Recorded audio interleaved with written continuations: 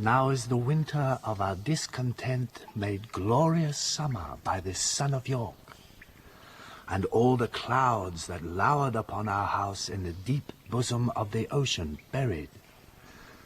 Now are our brows bound with victorious wreaths, our bruised arms hung up for monuments, our stern alarums changed to merry meetings, our dreadful marches to delightful measures.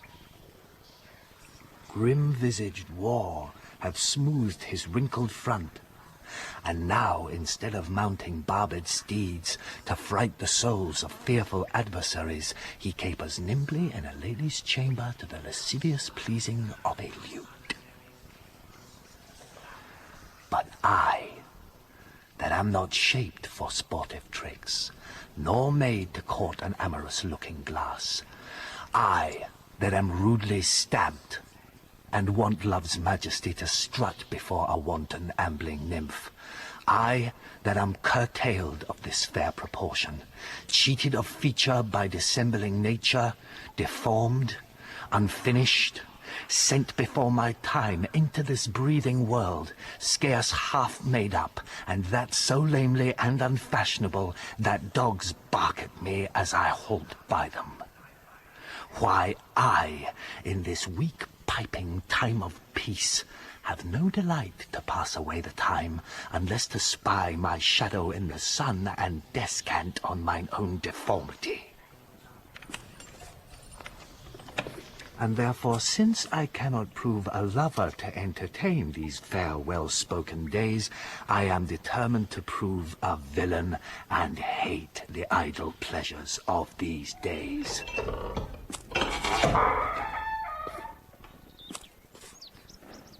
Plots have I laid, inductions dangerous, by drunken prophecies, libels, and dreams, to set my brother Clarence and the king in deadly hate the one against the other.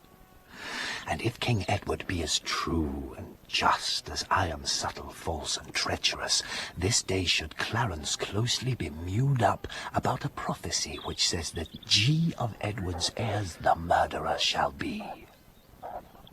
Dive thoughts down to my soul. Here Clarence comes. Brother, good day. What means this armoured guard that waits upon your grace? His Majesty, tendering my person's safety, hath appointed this conduct to convey me to the Tower. Upon what cause? Because my name is George. Alack, my lord, that fault is none of yours. He should for that commit your godfathers. Though belike his Majesty have some intent that you shall be new christened in the Tower. Huh. But what's the matter, Clarence? May I know? My lord. Yea, Richard, when I know, for I protest as yet I do not. But, as I can learn, he hearkens after prophecies and dreams, and from the crossrow plucks the letter G, and says, a wizard told him that by G his issue disinherited should be, and for my name of George begins with G, it follows in his thought that I am he. These, as I learn, and such like toys as these, have moved his highness to commit me now. Why, this it is when men are ruled by women. 'Tis not the king that sends you to the Tower. My Lady Grey, his wife, Clarence, 'tis she that tempts him to this extremity. Was it not she and that good man of worship, Anthony Woodville, her brother there, that made him send Lord Hastings to the Tower, from whence this present day he is delivered? We are not safe, Clarence. We are not safe. By heaven, I think there's no man is secure but the Queen's kindred and night-walking heralds that trudge betwixt the king and Mistress Shaw. I beseech your graces both to pardon me. His Majesty hath straitly given in charge that no man shall have private conference of what degree soever with his brother. Even so. And please your worship, Brackenbury, you may partake of anything we say. We speak no treason, man. We say the king is wise and virtuous, and his noble queen, well struck in years, fair and not jealous. We say that Shaw's wife hath a pretty foot, a cherry lip, a bonny eye, passing pleasing tongue, and that the queen's kindred are made gentle folks. How say you, sir? Can you deny all this? With this, my lord, myself have naught to do. Naught to do with Mistress Shaw? I tell thee, fellow, he that doth naught with her excepting one, were best he do it secretly alone. What one, my lord? Her husband, knave. Wouldst thou betray me? I beseech your grace to pardon me withal. Forbear your conference with the noble duke. We know thy charge, Brackenbury, and will obey. We are the Queen's abjects and must obey. Brother, farewell. I will unto the king, and whatsoever you will employ me in, were it to call King Edward's widow's sister, I will perform it to enfranchise you. Meantime, this deep disgrace in brotherhood touches me deeper than you can imagine. I know it pleaseth neither of us well. But your imprisonment shall not be long. I will deliver you or else lie for you. Meantime, have patience. I must perforce. Farewell.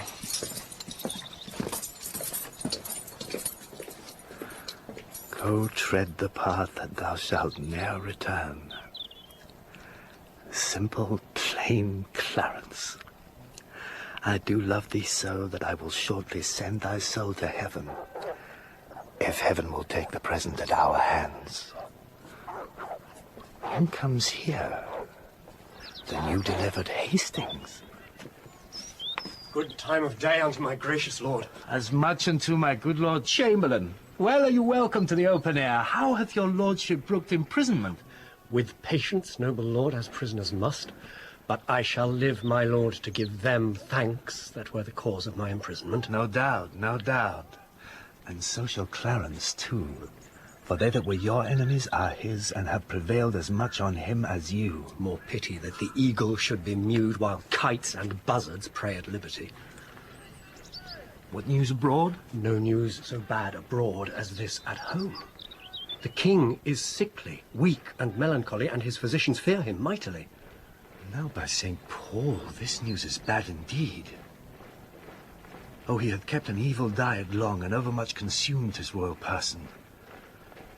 'Tis very grievous to be thought upon. What is he, in his bed? He is. Go you before, and I will follow you. My lord. He cannot live. I hope. And must not die till George be packed with post-haste up to heaven. I'll in to urge his hatred more to Clarence, with lies well steeled with weighty arguments, and if I fail not in my deep intent, Clarence hath not another day to live. Which done, God take King Edward to his mercy, and leave the world for me to bustle in.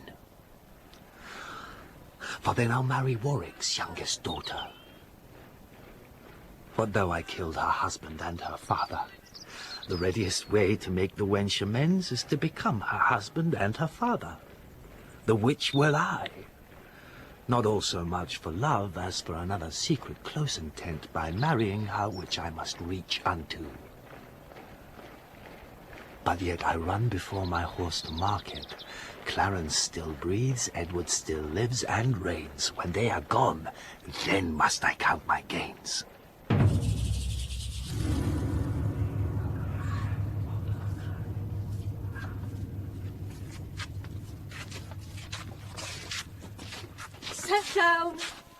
Set down your honourable load, if honour may be shrouded in a hearse, whilst I awhile obsequiously lament the untimely fall of virtuous Lancaster.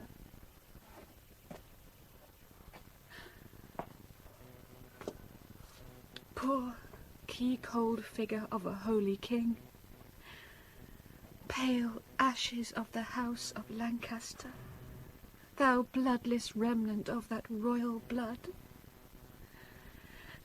Be it lawful that I invocate thy ghost to hear the lamentations of poor Anne, wife to thy Edward, to thy slaughtered son, stabbed by the self-same hand that made these wounds.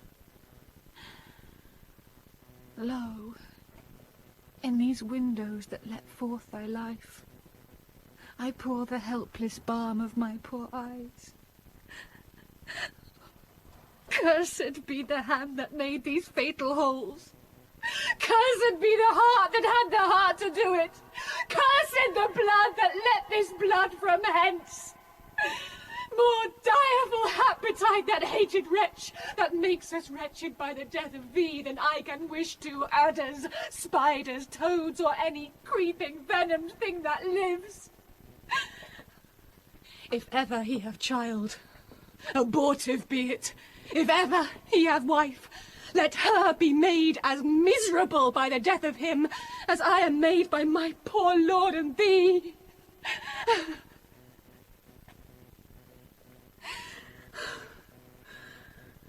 Come now, towards Chertsey with your holy load, taken from Paul's to be interred there.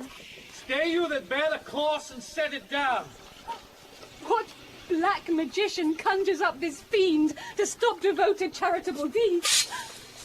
Villain, set down the corse, or by St. Paul I'll make a corse of him that disobeys. My lord, stand back and let the coffin pass. Unmannered dog, stand thou when I command. Advance thy whole but higher than my breast, or by St. Paul I'll strike thee to my foot and spurn upon thee, beggar, for thy boldness. What? Do you tremble? Are you all afraid? Alas, I blame you not, for you are mortal, and mortal eyes cannot endure the devil.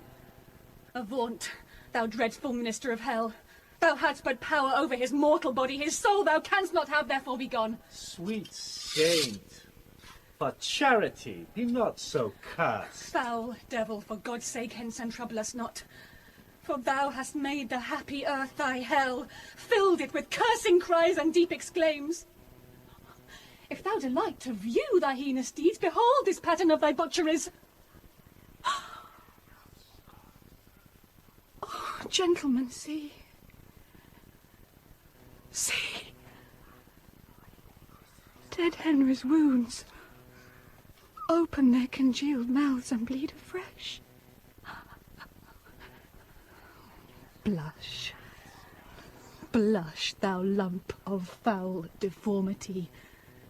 For 'tis thy presence that exhales this blood from cold and empty veins where no blood dwells. O God, which this blood madest, revenge his death. O earth, which this blood drinkst, revenge his death. Lady, you know no rules of charity, which renders good for bad, blessings for curses. Villain, thou knowest no law of God nor man, no beast so fierce but knows some touch of pity. But I know none, and therefore am no beast. Oh, wonderful when devils tell the truth! More wonderful when angels are so angry. Vouchsafe, divine perfection of a woman, of these supposed evils, to give me leave by circumstance but to acquit myself. Vouchsafe diffused infection of a man, for these known evils, but to give me leave by circumstance to curse thy cursed self. I did not kill your husband. Why, then he is alive. Nay, he is dead, and slain by Edward's hand. In thy foul throat thou liest. Queen Margaret saw thy murderous falchion smoking in his blood, the which thou once did bend against her breast, but that thy brothers beat aside the point. I was provoked by her slanderous tongue, which laid their guilt upon my guiltless shoulders. Thou wast provoked by thy bloody mind, which never dreamt on aught but butcheries. Didst thou not kill this king? I grant ye, yea. Dost grant me, hedgehog? Then God grant me too thou mayest be damned for that wicked deed. Oh, he was gentle, mild, and virtuous. The fitter for the King of Heaven that hath him. He is in heaven where thou shalt never come. Let him thank me that hope to send him thither, for he was fitter for that place than earth. And thou unfit for any place but hell. Yes, one place else, if you will hear me name it. Some dungeon. Your bedchamber. Ill rest betide the chamber where thou liest. So will it, madam, till I lie with you. I hope so. I know so. But, gentle Lady Anne, to leave this keen encounter of our wits and fall somewhat into a slower method, is not the causer of the timeless deaths of these Plantagenets, Henry and Edward, as blameful as the executioner? Thou art the cause, and most accursed effect. Your beauty was the cause of that effect. Your beauty, which did haunt me in my sleep to undertake the death of all the world, so I might live 1 hour in your sweet bosom. If I thought that, I tell thee, homicide, these nails should rend that beauty from my cheeks. These eyes could never endure sweet beauty's wreck. You should not blemish it if I stood by. As all the world is cheered by the sun, so I by that. It is my day, my life. Black night o'ershade thy day, and death thy life. Curse not thyself, fair creature. Thou art both. I would I were, to be revenged on thee. It is a quarrel most unnatural, to be revenged on him that loveth thee. It is a quarrel just and reasonable, to be revenged on him that slew my husband. He that bereft thee, lady, of thy husband, did it to help thee to a better husband. His better doth not breathe upon the earth. He lives that loves thee better than he could. Name him. Plantagenet. Why, that was he. The self-same name, but one of better nature. Where is he? Here.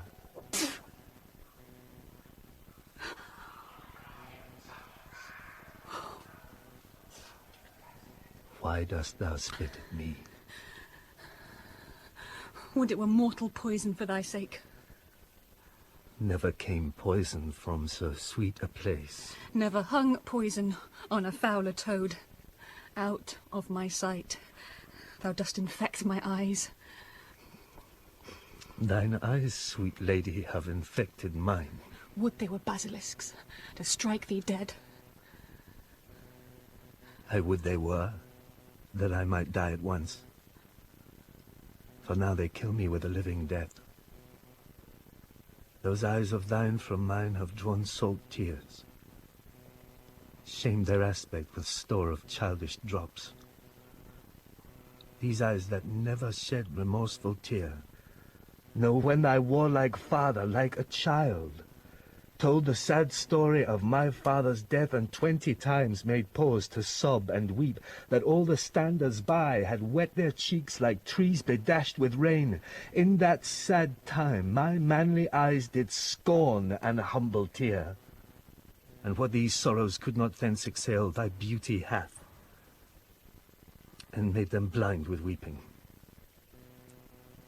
I never sued to friend nor enemy. My tongue could never learn sweet, smoothing word. But now thy beauty has proposed my fee, my proud heart sues and prompts my tongue to speak. Teach not thy lips such scorn, for they were made for kissing, lady, not for such contempt.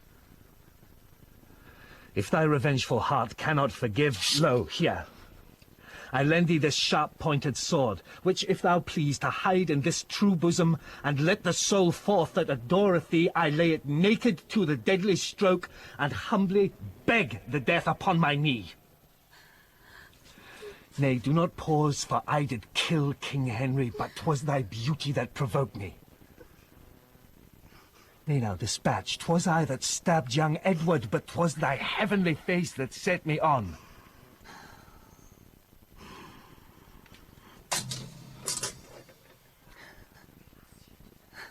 Take up the sword again, or take up me. Arise, dissembler. Though I wish thy death, I will not be thy executioner. Then bid me kill myself, and I will do it. I have already. Tush! That was in thy rage. Speak it again, and even with the word, that hand which for thy love did kill thy love, shall for thy love kill a far truer love. Would I knew thy heart. 'Tis figured in my tongue. I fear me both are false. Then never man was true. Well, put up your sword. Say then my peace is made. That shall you know hereafter. But shall I live in hope? All men, I hope, live so. Vouchsafe to wear this ring. To take is not to give. Look how this ring encompasseth thy finger. Even so thy breast encloseth my poor heart. Wear both of them, for both of them are thine. And if thy poor devoted suppliant may but beg one favour at thy gracious hand, thou dost confirm his happiness for ever. What is it?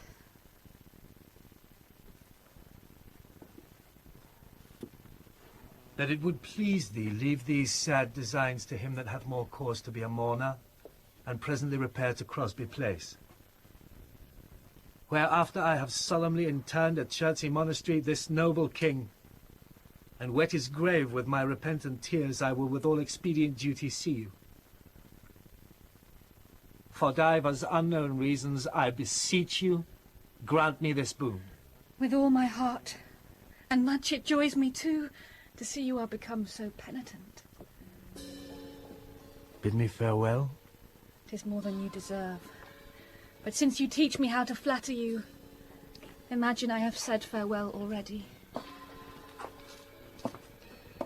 Sirs, take up the course. Towards Chertsey, noble lord. No, to Whitefriars. There attend my coming.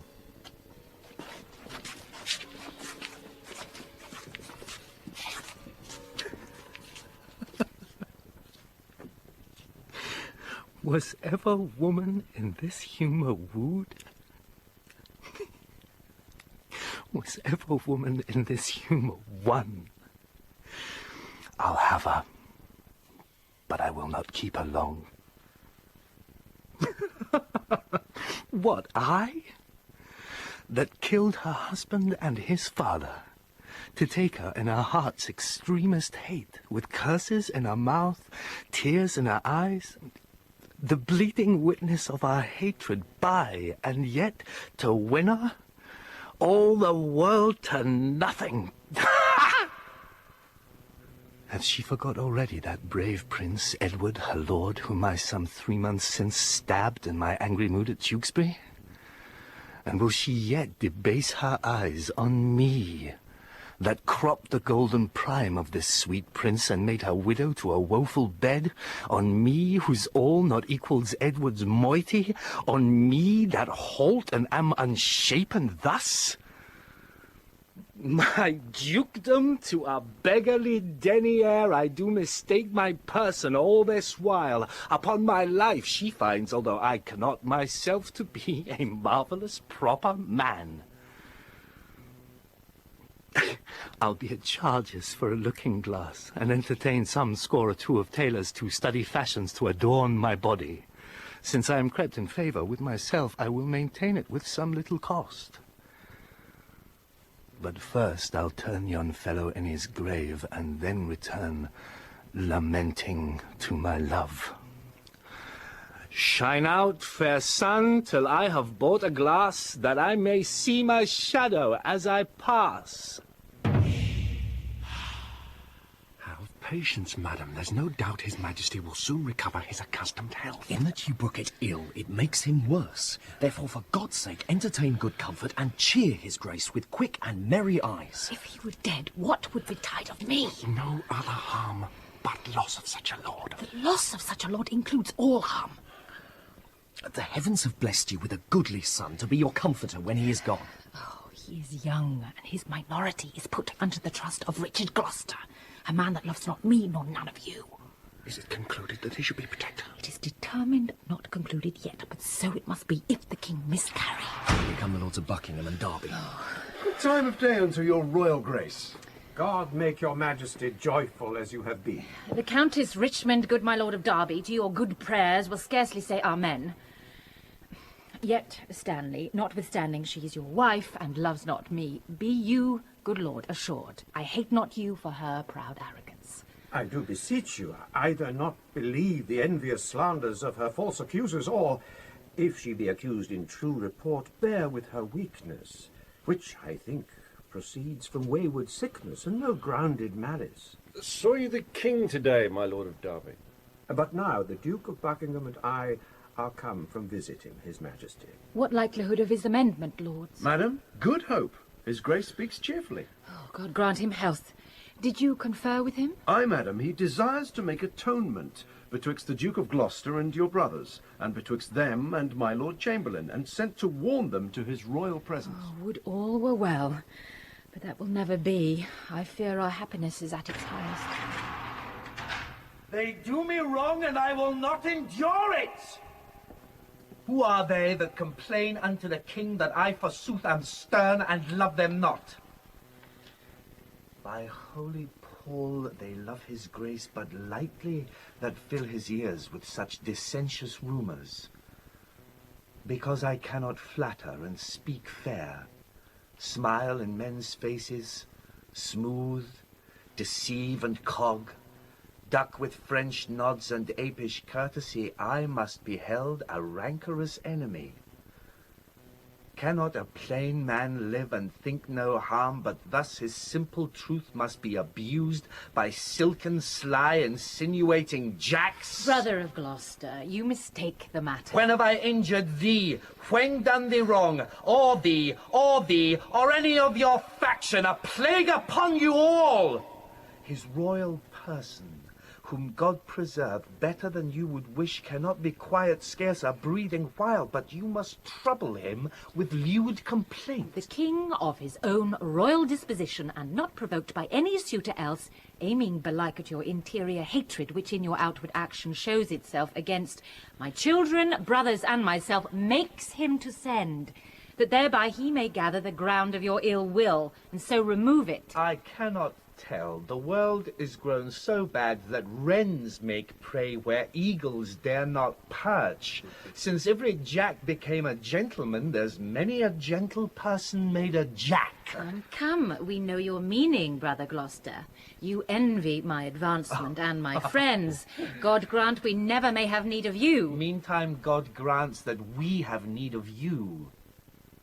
Our brother is imprisoned by your means, myself disgraced, and the nobility held in contempt, whilst many fair promotions are daily given to ennoble those that scarce some 2 days since were worth a noble. By him that raised me to this careful height, from that contented hap which I enjoyed, I never did incense his majesty against the Duke of Clarence, but have been an earnest advocate to plead for him.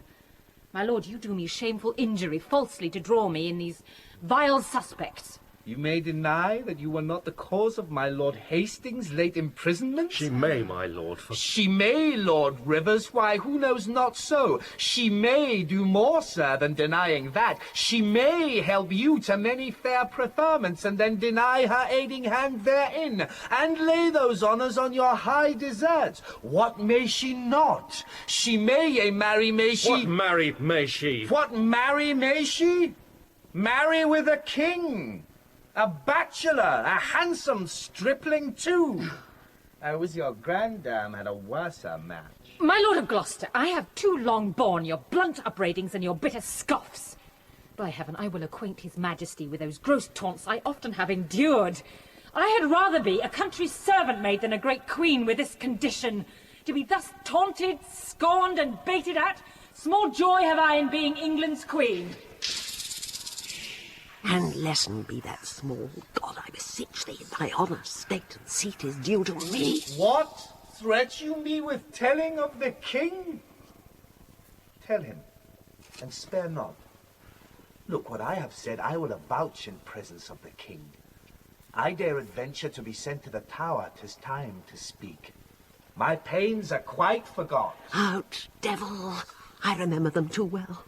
Thou slewest my husband Henry in the Tower, and Edward, my poor son, at Tewkesbury. Ere you were queen, yea, or your husband king, I was a pack-horse in his great affairs, a weeder out of his proud adversaries, a liberal rewarder of his friends. To royalize his blood, I spilt mine own. Yea, and much better blood than his or thine. In all which time you and your husband Grey were factious for the house of Lancaster. Let me put in your minds, if you forget, what you have been ere now, and what you are, withal what I have been, and what I am. A murderous villain, and so still thou art. Poor Clarence did forsake his father Warwick, yea, and forswore himself, which Jesu pardon, which God revenge, to fight on Edward's party for the crown. And for his meed, poor lord, he is mewed up. I would to God my heart were flint like Edward's, or Edward's soft and pitiful like mine. I am too childish foolish for this world. Hie thee to hell, for shame, and leave the world, thou cackle demon. There thy kingdom is. My lord of Gloucester, in those busy days which here you urge to prove us enemies, we followed then our lord, our lawful king. So should we you, if you should be our king. If I should be, I'd rather be a peddler. Far be it from my heart the thought of it. Hear me, you wrangling pirates, that fall out in sharing that which you have pilled from me. Which of you trembles not that looks on me, if not that I, being queen, you bow like subjects? Yet that by you deposed you quake like rebels? Ah, gentle villain, do not turn away. Foul, wrinkled witch, what makest thou in my sight? But repetition of what thou hast marred. That will I make before I let thee go. Wert thou not banished on pain of death? I was, but I do find more pain in banishment than death can yield me here by my abode. A husband and a son thou owest to me, and thou a kingdom. All of you, allegiance. The sorrow that I have by right is yours, and all the pleasures you usurp are mine. The curse my noble father laid on thee, when thou didst crown his warlike brows with paper, and with thy scorns drewest rivers from his eyes, and then to dry them gavest the Duke a clout steeped in the faultless blood of pretty Rutland. His curses then from bitterness of soul denounced against thee are all fallen upon thee, and God, not we, hath plagued thy bloody deed. So just is God to right the innocent. It was the foulest deed to slay that babe, and the most merciless that e'er was heard of. Tyrants themselves wept when it was reported. No man but prophesied revenge for it. Northumberland, then present, wept to see it. What?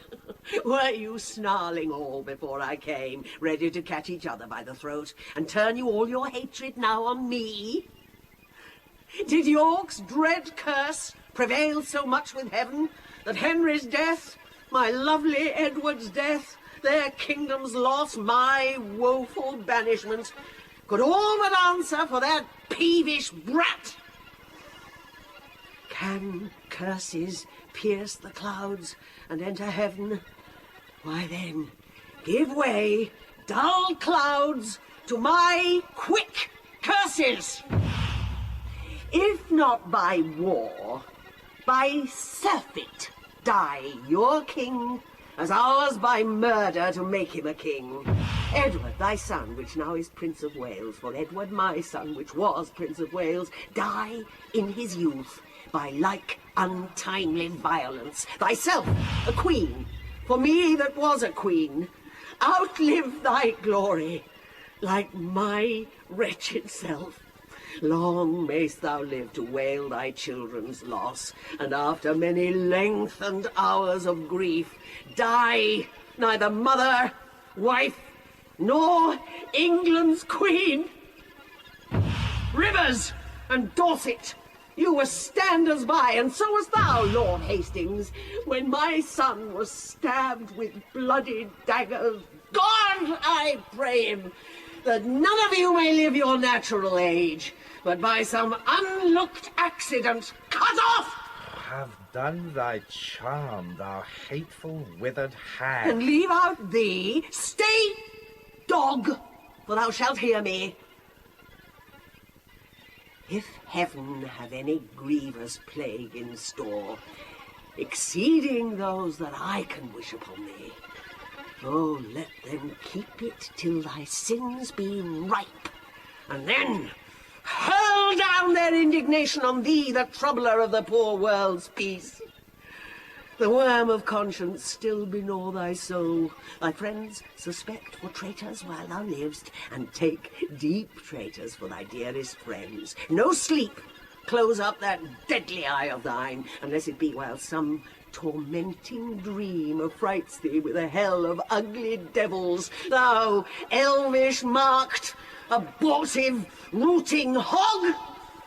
Thou that was sealed in thy nativity the slave of nature and the son of hell, thou slander of thy mother's heavy womb, thou loathed issue of thy father's loins, thou rag of honour, thou detested... Margaret. Richard! Huh?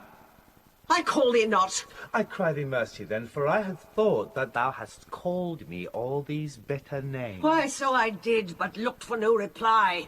Oh, let me make the period to my curse. 'Tis done by me and ends in Margaret. Thus have you breathed your curse against yourself. Poor painted queen, vain flourish of my fortune. Why strew'st thou sugar on that bottled spider, whose deadly web ensnareth thee about? Fool, fool, thou whetst a knife to kill thyself. The time will come when thou shalt wish for me to help thee curse that poisonous, bunch-backed toad. False-boding woman, end thy frantic curse, lest to thy harm thou move our patience. Foul shame upon you. You have all moved mine. Have done. Have done. Oh, princely Buckingham, I'll kiss thy hand in sign of league and amity with thee. Now, fair befall thee and thy noble house. Thy garments are not spotted with our blood, nor thou within the compass of my curse. Nor no one here, for curses never pass the lips of those that breathe them in the air. I'll not believe but they ascend the sky, and there awake God's gentle sleeping peace. Oh, Buckingham, take heed of yonder dog. Look, when he fawns, he bites, and when he bites, his venom tooth will rankle to the death. Have not to do with him, beware of him. Sin, death, and hell have set their marks on him, and all their ministers attend on him. What doth she say, my lord of Buckingham? Nothing that I respect, my gracious lord. What, dost thou scorn me for my gentle counsel, and soothe the devil that I warn thee from? Oh, but remember this another day, when he shall split thy very heart with sorrow, and say, poor Margaret was a prophetess. Live, each of you, the subjects to his hate, and he to yours, and all of you to God's. My hair doth stand on end to hear her curses. So doth mine. I muse why she's at liberty. I cannot blame her. By God's holy mother, she hath had too much wrong, and I repent my part thereof that I have done to her. I never did her any to my knowledge. But you have all the vantage of her wrong. I was too hot to do somebody good, that is too cold in thinking of it now. Marry, as for Clarence, he is well repaid. He is franked up to fatting for his pains. God pardon them that are the cause of it. A virtuous and Christian-like conclusion, to pray for them that have done scathe to us. So do I ever, being well advised. For had I cursed now, I had cursed myself. Madam, his majesty doth call for you, and for your grace, and you, my noble lords. Sirrah, we come. Lords, will you go with us? Madam, we will attend your grace. I do the wrong, and first begin to brawl. The secret mischiefs that I set abroach, I lay unto the grievous charge of others. Clarence, whom I indeed have laid in darkness, I do beweep to many simple gulls, namely to Hastings, Stanley, Buckingham, and say it is the Queen and her allies that stir the king against the Duke my brother. Now they believe it, and withal wet me to be revenged on Rivers, Dorset, Grey. But then I sigh, and with a piece of scripture tell them that God bids us do good for evil. And thus I clothe my naked villainy with old odd ends stolen out of Holy Writ, and seem a saint, when most I play the devil. But soft, here come my executioners. How now, my hardy, stout-resolved mates? Are you now going to dispatch this deed? We are, my lord, and come to have the warrant that we may be admitted where he is. Well thought upon. I have it here about me. When you have done, repair to Crosby Place. But, sirs, be sudden in the execution. Withal obdurate, do not hear him plead. For Clarence is well spoken, and perhaps may move your hearts to pity if you mark him. Oh, tush, fear not, my lord. We will not stand a prate. Talkers are no good doers. Be sure we come to use our hands, not our tongues. Your eyes drop millstones when fools' eyes drop tears. I like you, lads. About your business straight. Go, dispatch. We will, my lord.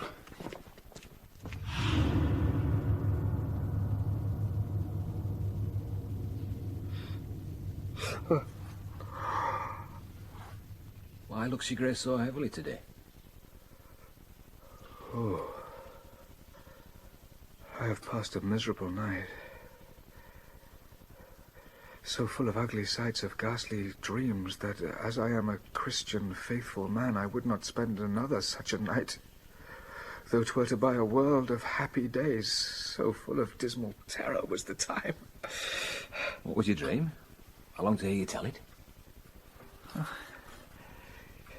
Methought that I had broken from the tower and was embarked to cross to Burgundy, and in my company my brother Gloucester, who from my cabin tempted me to walk upon the hatches. Thence we looked toward England, and sighted up 1,000 fearful times during the wars of York and Lancaster that had befallen us. As we paced along upon the giddy footing of the hatches, methought that Gloucester stumbled, and in falling struck me that thought to stay him overboard into the tumbling billows of the main. Lord, methought what pain it was to drown, what dreadful noise of waters in mine ears, what ugly sights of death within mine eyes. Methought I saw 1,000 fearful wrecks, 10,000 men that fishes gnawed upon, wedges of gold, great anchors, heaps of pearl, inestimable stones, unvalued jewels, all scattered in the bottom of the sea. Some lay in dead men's skulls, and in those holes where eyes did once inhabit there were crept, as 'twere in scorn of eyes, reflecting gems, which wooed the slimy bottom of the deep and mocked the dead bones that lay scattered by. Had you such leisure in the time of death to gaze upon the secrets of the deep? Methought I had, and often did I strive to yield the ghost, but still the envious flood kept in my soul, and would not let it forth to seek the empty, vast, and wandering air, but smothered it within my panting bulk, which almost burst to belch it in the sea. Awake you not with this sore agony? Oh, no, my dream was lengthened after life. Oh, then began the tempest to my soul, who passed, methought, the melancholy flood, with that grim ferryman which poets write of, unto the kingdom of perpetual night. The first that there did greet my stranger soul was my great father-in-law, renowned Warwick, who cried aloud, "What scourge for perjury can this dark monarchy afford false Clarence?" And so he vanished. Then came wandering by a shadow like an angel, with bright hair dabbled in blood, and he shrieked out aloud, "Clarence is come! False, fleeting, perjured Clarence that stabbed me in the field by Tewkesbury! Seize on him, Furies! Take him to your torments!" With that, methoughts, a legion of foul fiends environed me about and howled in mine ears such hideous cries that with the very noise I, trembling, waked, and for a season after could not believe but that I was in hell. Such terrible impression made the dream. No marvel, my lord. Though it affrighted you, I promise, I'm afraid to hear you tell it. O Brackenbury, I have done these things, which now bear evidence against my soul, for Edward's sake, and see how he requites me. I pray thee, gentle keeper, stay by me. My soul is heavy, and I fain would sleep. I will, my lord. God give your grace good rest.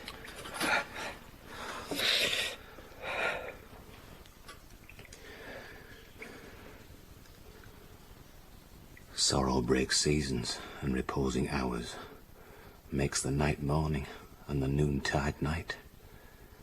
Princes have but their titles for their glories, an outward honour for an inward toil, and for unfelt imagination they often feel a world of restless cares.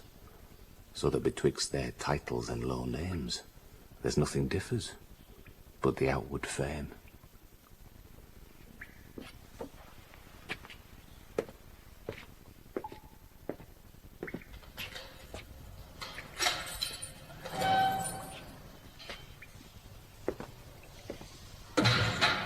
Oh!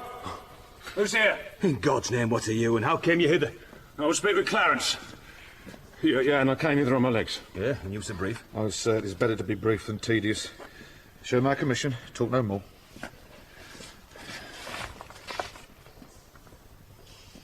I am in this commanded to deliver the noble Duke of Clarence to your hands. I will not reason what is meant hereby, because I will be guiltless of the meaning. Here are the keys. There lies the Duke asleep. Out to the king and signify to him that thus I have resigned my charge to you. Yeah, do so. It's a point of wisdom. There you well. What? Shall we stab him as he sleeps? No. Then he'll say 'twas done cowardly when he wakes. When he wakes? Why, foolish, he'll never wake till the judgment day. Why? Then he will say we stabbed him sleeping. The urging of that word, judgment, has bred a kind of remorse in me. What, art thou afraid? Not to kill him, having a warrant for it, but to be damned for killing him, from which no warrant can defend us. I thought thou hadst been resolute. So I am. To let him live. Oh, back to the Duke of Gloucester, tell him so. But pray thee stay a while. I hope my holy humour will change. 'Twas one to hold me, but while one would tell 20. 1, 2, 3, 4, 5. 20. How does thou feel now? Faith, some certain dregs of conscience are yet within me. Well, remember our reward when the deed is done. As soon as he dies, I forgot the reward. Where is thy conscience now? In the Duke of Gloucester's purse. Oh, so when he opens his purse to give us our reward, thy conscience flies out. I'll let it go. There's few and I will entertain it. Have it come to thee again? I'll not meddle with it. It's a dangerous thing. It makes a man a coward. A man cannot steal, but it accuseth him. He cannot swear, but it checks him. He cannot lie with his neighbour's wife, but it detects him. It made me once restore a purse of gold that I found. It beggars any man that keeps it. And every man that means to live well endeavours to trust to himself and to live without him. Zoons. It's even now my elbow persuaded me not to kill the Duke. Take the devil in thy mind and believe him not. He would insinuate with thee, but to make thee sigh. I am strong-framed. He cannot prevail with me, I warrant thee. Spoke like a tall fellow that respects his reputation. Shall we fall to work? Yeah. Take him over the costile with the hilts of thy sword, and then we will chop him in the malmsey butt in the next room. Oh, excellent device. Make a sop of him. Oh, look, he stirs. Shall I strike? No. First, let's reason with him.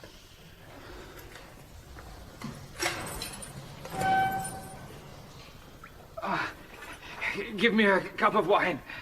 You shall have wine enough, my lord, anon.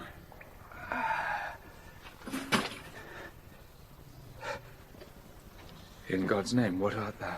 A man, as you are. But not as I am royal. Nor you as we are. Loyal. How darkly and how deadly dost thou speak? Your eyes do menace me. Why look you pale? Who sent you hither? Wherefore do you come? To murder me? Aye. You scarcely have the hearts to tell me so, and therefore cannot have the hearts to do it. Wherein, my friends, have I offended you? You offended us, you have not. But the king... I shall be reconciled to him again. Never, my lord. Therefore prepare to die. Are you called forth from out a world of men to slay the innocent? What is my offence? Where is the evidence that doth accuse me? What lawful quest have given their verdict up unto the frowning judge? Or who pronounced the bitter sentence of poor Clarence's death?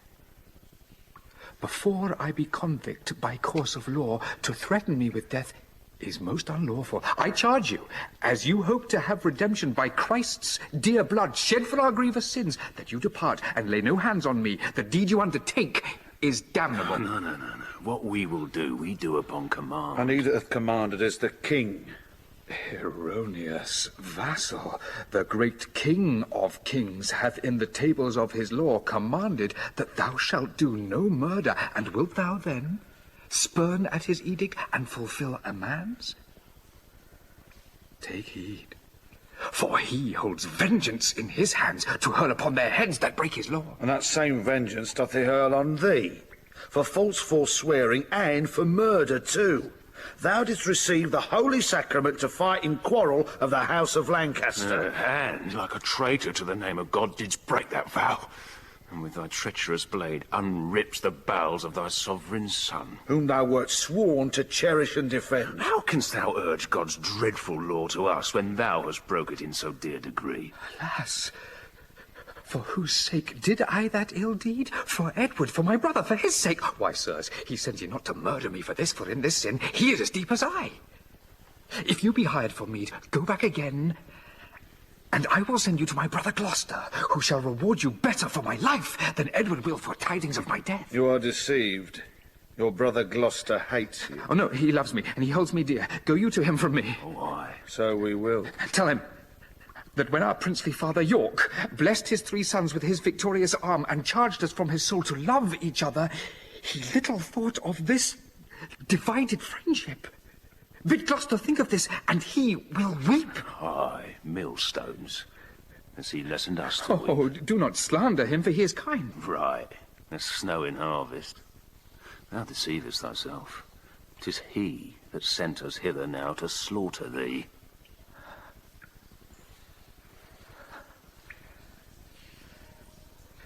It cannot be.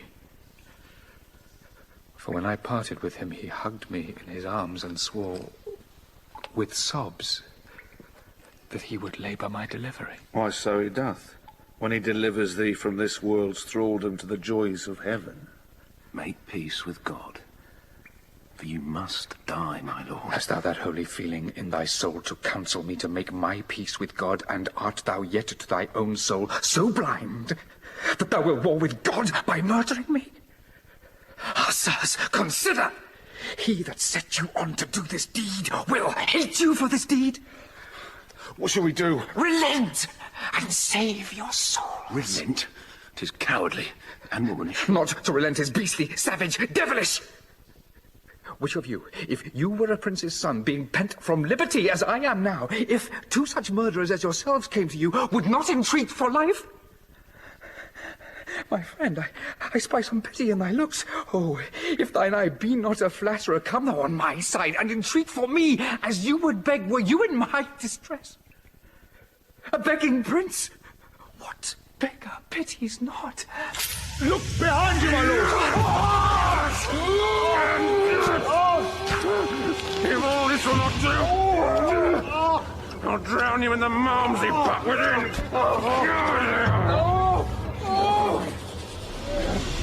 A bloody deed, and desperately dispatched. How fain, like Pilate, would I wash my hands of this most grievous, guilty murder done. How now? What means thou that thou helpst me not? For heaven, the Duke shall know how slack thou art. I would he knew that I had saved his brother. Take thou the fee, and tell him what I say. For I repent me that the Duke is slain. So do not I. Go, coward as thou art.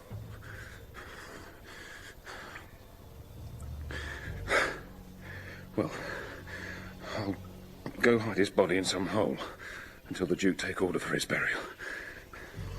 And when I have my mead, I must away. For this will out. And here I must not stay.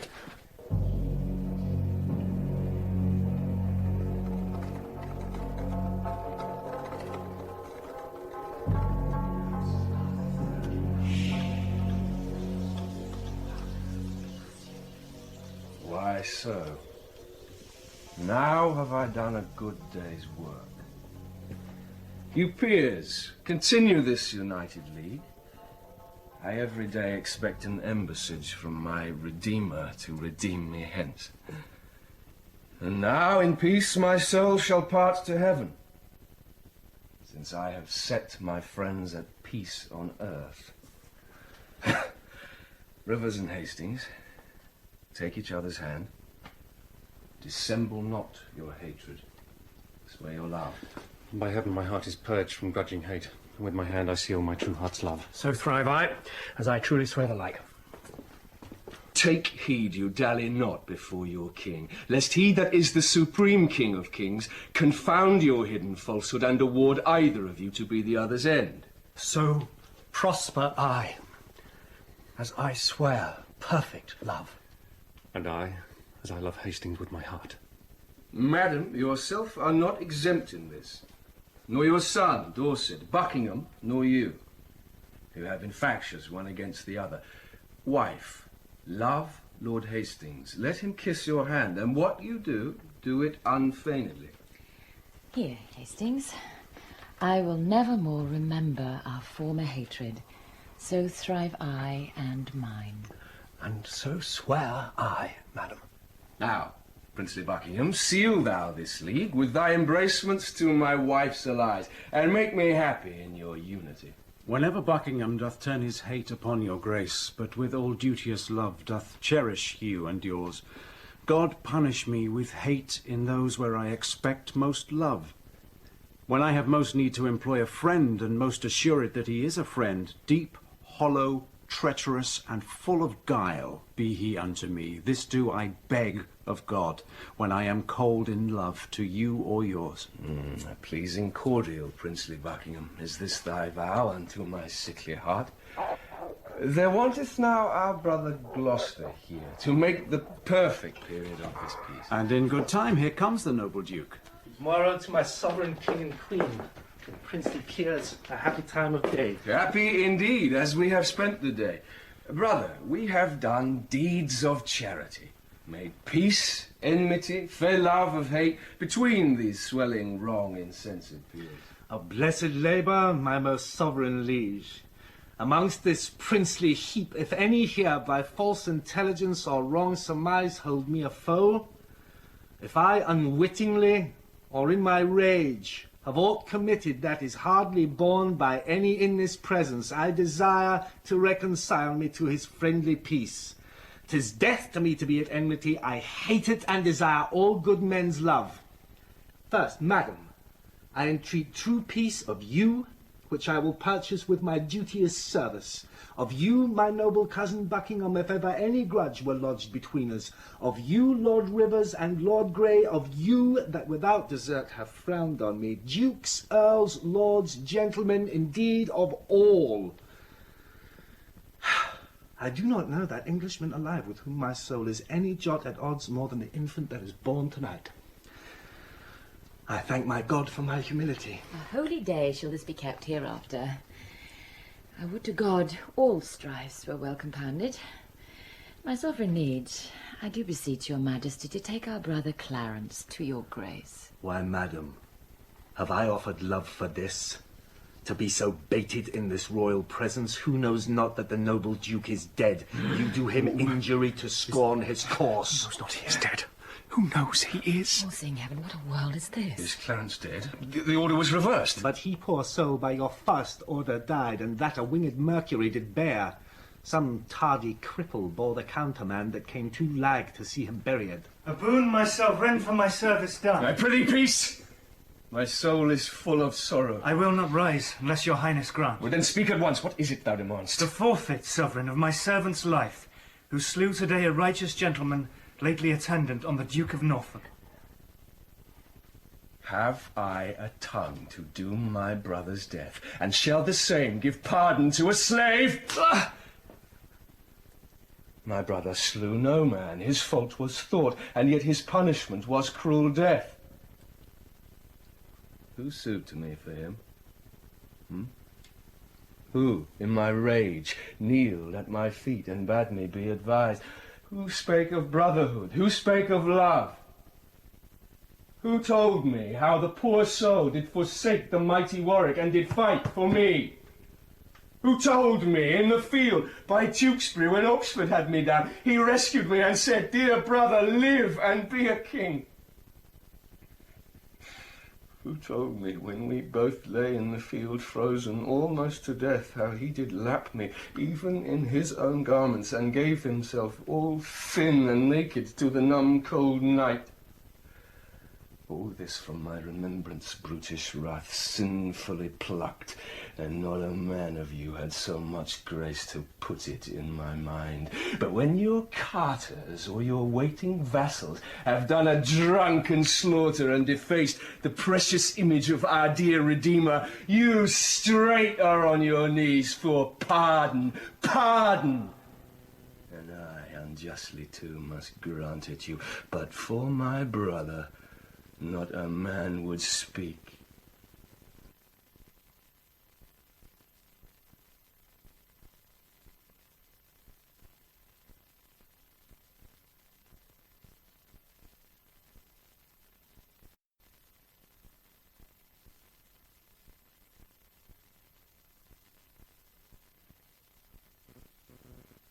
Nor I, ungracious, speak unto myself for him, poor soul.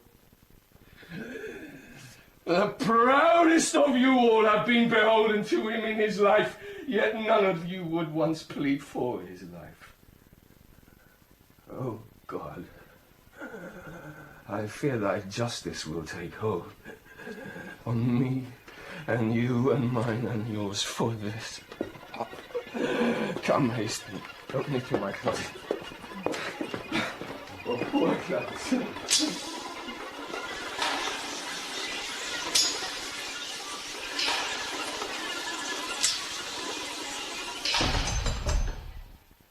Hark, what noise is this? Who shall hinder me to wail and weep, to chide my fortune and torment myself? Madam. I'll join with black despair against my soul, and to myself become an enemy. What means this scene of rude impatience? To make an act of tragic violence.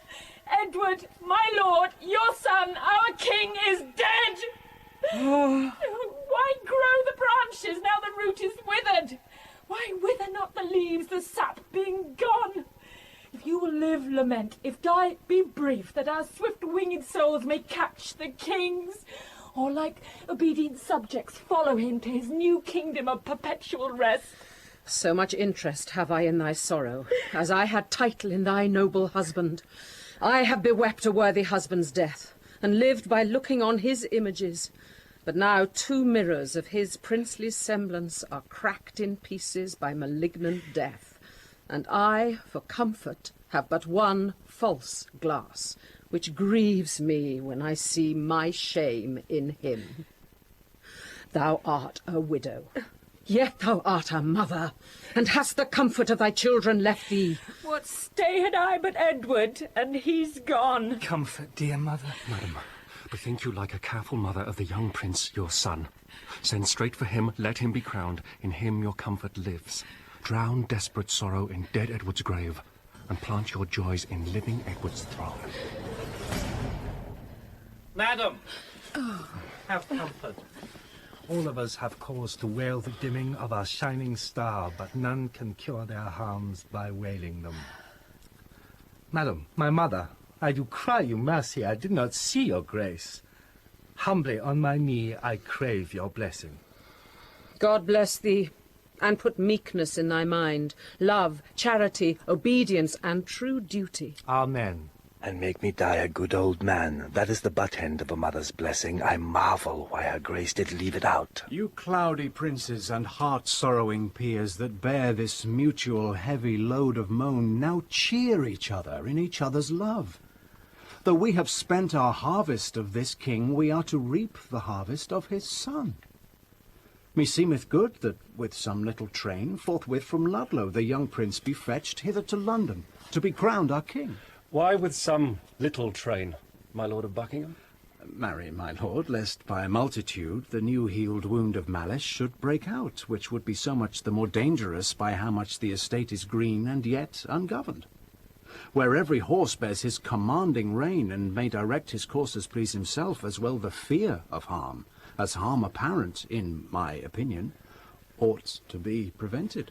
I hope the king made peace with all of us, and the compact is firm and true in me. And so in me. And so I think in all. Yet since it is but green, it should be put to no apparent likelihood of breach, which haply by much company might be urged. Therefore I say with noble Buckingham that it is meet so few should fetch the prince. Then be it so.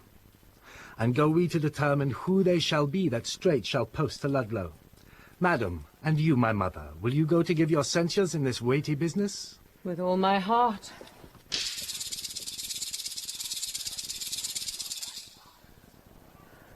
Neighbour, well met. Whither away so fast? I promise you, scarcely know myself.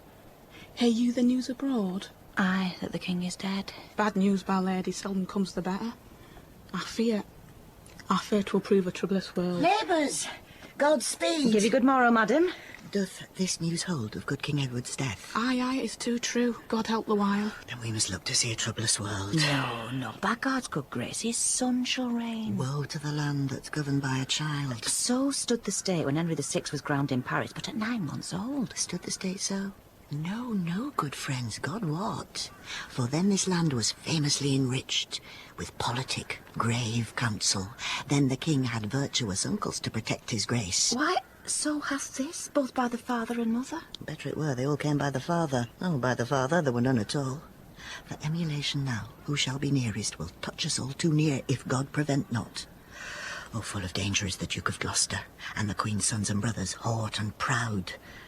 And were they to be ruled and not to rule, this sickly land might solace as before. Come, we fear the worst. All shall be well. When clouds appear, wise men put on their cloaks. When great leaves fall, the winter is at hand. When the sun sets, who doth not look for night?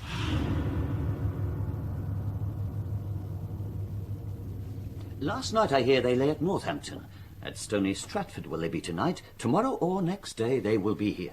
I long with all my heart to see the prince. I hope he is much grown since last I saw him. But I hear no. They say my son of York hath almost overta'en him in his growth. Aye, mother, but I would not have it so. Why, my young cousin, it is good to grow. Grandam, one night as we did sit at supper, my Uncle Rivers talked how I did grow more than my brother. I, quoth my Uncle Gloucester, small herbs have grace, great weeds do grow apace. And since methinks I would not grow so fast, because sweet flowers are slow and weeds make haste. Good faith, good faith. The saying did not hold in him that did object the same to thee. He was the wretchedst thing when he was young, so long a-growing and so leisurely, that if his rule were true, he should be gracious. Why, madam, so no doubt he is. I hope he is. But yet let mothers doubt.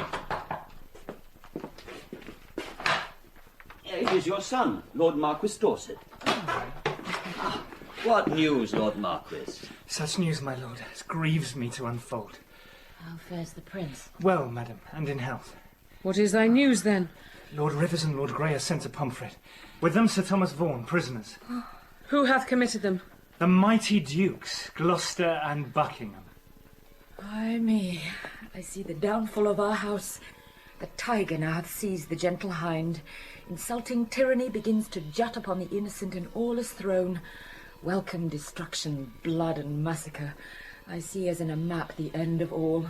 Accursed and unquiet wrangling days. How many of you have mine eyes beheld? My husband lost his life to get the crown, and often up and down my sons were tossed for me to joy and weep their gain and loss. And being seated, and domestic broils clean overblown, themselves, the conquerors, make war upon themselves, brother to brother, self against self. Oh, preposterous and frantic outrage, end thy damned spleen, or let me die to look on death no more. Come, my boy. We will to sanctuary. Madam, farewell. I'll go along with you. You have no cause. My gracious lady, go. I'll conduct you to the sanctuary.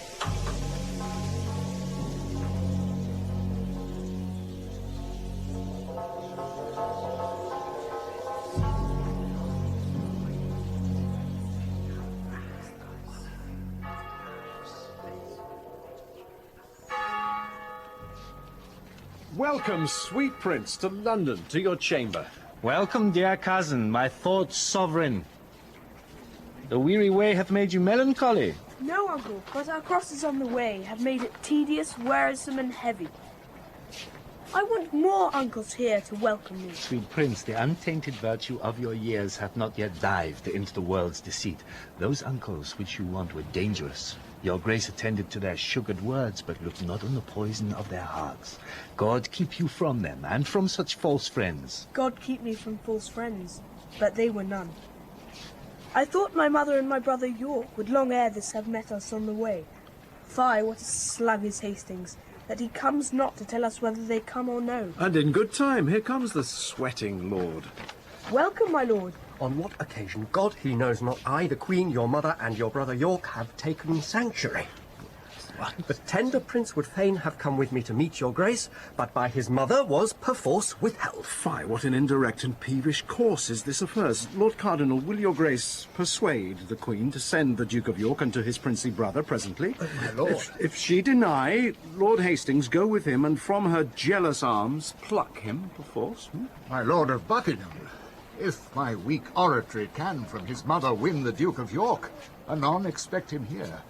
But if she be obdurate to mild entreaties, God in heaven forbid we should infringe the holy privilege of blessed sanctuary. Not for all this land would I be guilty of so deep a sin. You are too senseless, obstinate, my lord, too ceremonious and traditional. Weigh it but with the grossness of this age. You break not sanctuary in seizing him. The benefit thereof is always granted to those whose dealings have deserved the place, and those who have the wit to claim the place. This prince hath neither claimed it nor deserved it, and therefore, in mine opinion, cannot have it. Oft have I heard of sanctuary men, but sanctuary children yet till now. My lord, you shall o'errule my mind for once. Come on, Lord Hastings, will you go with me? I go, my lord. Good lords, make all the speedy haste you may. My lord. Say, Uncle Gloucester, if our brother come, where shall we sojourn till our coronation? Where it seems best unto your royal self. If I may counsel you, some day or two your highness shall repose you at the Tower. I do not like the Tower of any place. Did Julius Caesar build that place, my lord? He did, my gracious lord, begin that place, which since succeeding ages have re-edified. Is it upon record, or else reported, successively from age to age he built it? Upon record, my gracious lord. But say, my lord, it were not registered. Methinks the truth should live from age to age, as 'twere retailed to all posterity, even to the general all-ending day. So wise, so young, they say, do never live long. I'll tell you what, my cousin Buckingham, What, my gracious lord? and if I live until I be a man, I'll win our ancient right in France again, or die a soldier as I lived a king. Short summers lightly have a forward spring. Now, in good time, here comes the Duke of York. Richard of York, how fares our loving brother? Well, my dread lord, so must I call you now. Aye, brother, to our grief, as it is yours. Too late he died that might have kept that title, which by his death hath lost much majesty. How fares our cousin, noble Lord of York? I thank you, gentle uncle. Oh, my lord, you said that idle weeds are fast in growth. The prince, my brother, hath outgrown me far. He hath, my lord. And therefore is he idle? Oh, my fair cousin, I must not say so. Then is he more beholding to you than I? He may command me as my sovereign, but you have power in me as in a kinsman. I pray you, uncle, give me this dagger. My dagger, little cousin, with all my heart. A beggar, brother? Of my kind uncle that I know will give. A greater gift than that I'll give my cousin. A greater gift. Oh, that's the sword to it. What? Would you have my weapon, little lord? I would, that I might thank you as you call me. How? Little. My Lord of York will still be cross in talk. Uncle, your grace knows how to bear with him. You mean to bear me, not to bear with me? Uncle, my brother mocks both you and me. Because that I am little like an ape, he thinks that you should bear me on your shoulders.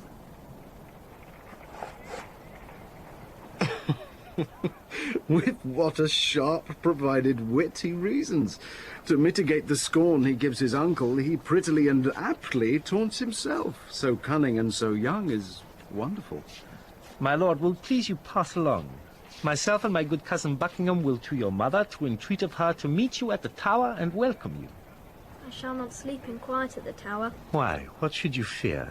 Marry, my uncle Clarence's angry ghost. My granddam told me he was murdered there. I fear no uncle's dead. nor none that live, I hope. And if they live, I hope I need not fear. But come, my lord, and with a heavy heart, thinking on them, go I to the tower.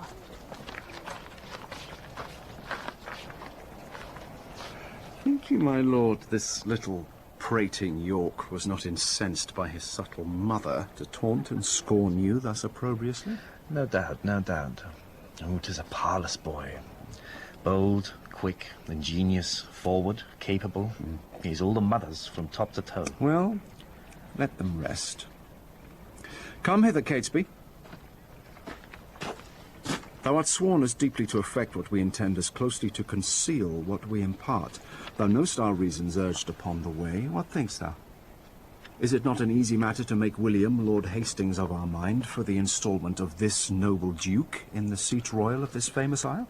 He, for his father's sake, so loves the prince that he will not be one to aught against him. What thinkst thou then of Stanley? What will he? He will do all in all as Hastings doth. Well, then, no more but this. Go, gentle Catesby, and, as it were far off, sound thou, Lord Hastings, how doth he stand affected to our purpose, and summon him tomorrow to the Tower, to sit about the coronation. If thou dost find him tractable to us, encourage him, and show him all our reasons. If he be leaden, icy cold, unwilling, be thou so too, and so break off your talk, and give us notice of his inclination, for we tomorrow hold divided councils, wherein thyself shalt highly be employed. Commend me to Lord William. Tell him, Catesby, his ancient knot of dangerous adversaries tomorrow are let blood at Pomfret Castle. And bid my friend, for joy of this good news, give Mistress Shaw one gentle kiss the more. Good Catesby, go. Effect this business soundly. My good lords both, with all the heed I may. Now, my lord, what shall we do if we perceive Lord Hastings will not yield to our complot? Chop off his head now. Somewhat we will do. And look, when I am king, claim thou of me the earldom of Hereford and the movables whereof the king my brother stood possessed. I'll claim that promise at your grace's hands. And look to have it yielded with all willingness.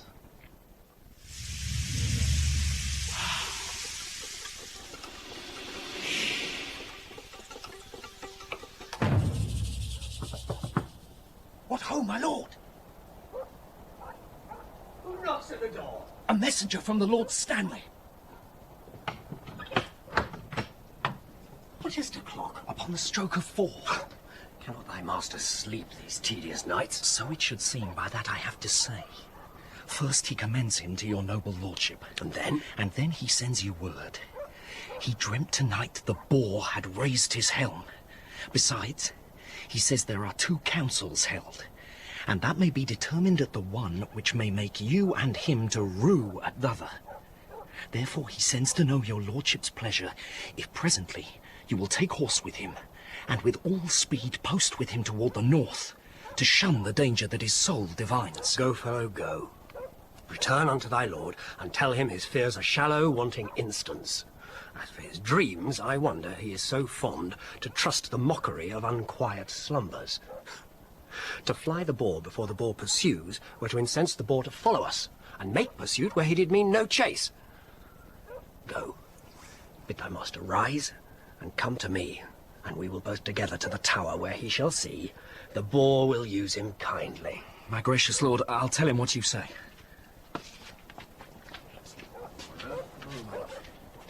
Many good morrows to my noble lord. Good morrow, Catesby. You're early stirring. What news? What news in this our tottering state? Oh, it is a reeling world indeed, my lord. And I believe 'twill never stand upright till Richard wear the garland of the realm. How?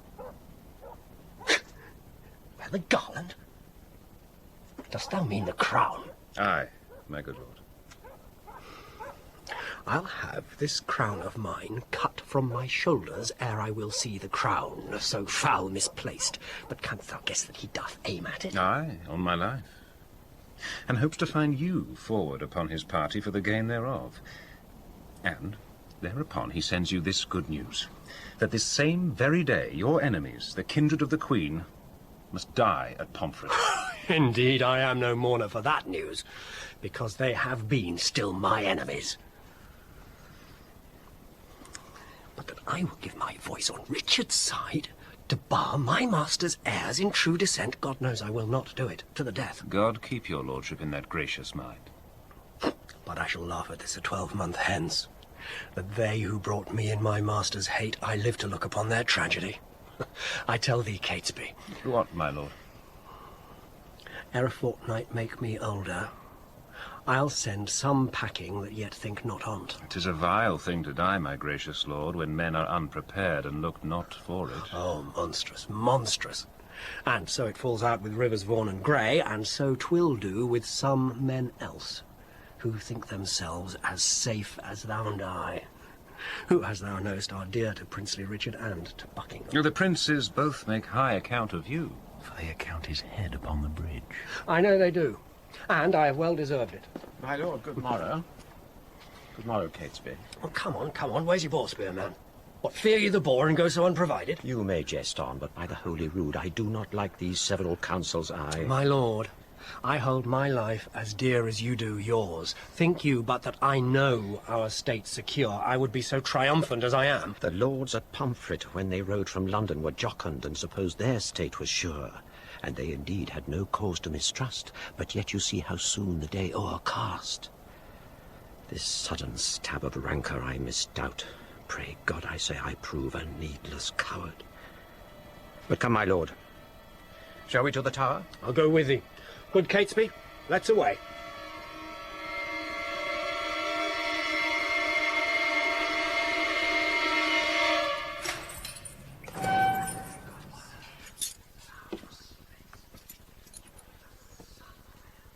Sir Richard Ratcliffe, let me tell thee this. Today shalt thou behold a subject die for truth, for duty, and for loyalty. Now Margaret's curse is fallen upon our heads for standing by when Richard stabbed her son. Then cursed she Hastings, then cursed she Buckingham, then cursed she Richard. Oh, remember God to hear her prayers for them as now for us. And for my sister and her princely sons, be satisfied, dear God, with our true blood, which, as thou knowest, unjustly must be spilt. Make haste. The hour of death is expiate. Come, Grey. Come, Vaughan. Let us here embrace. Farewell until we meet again in heaven.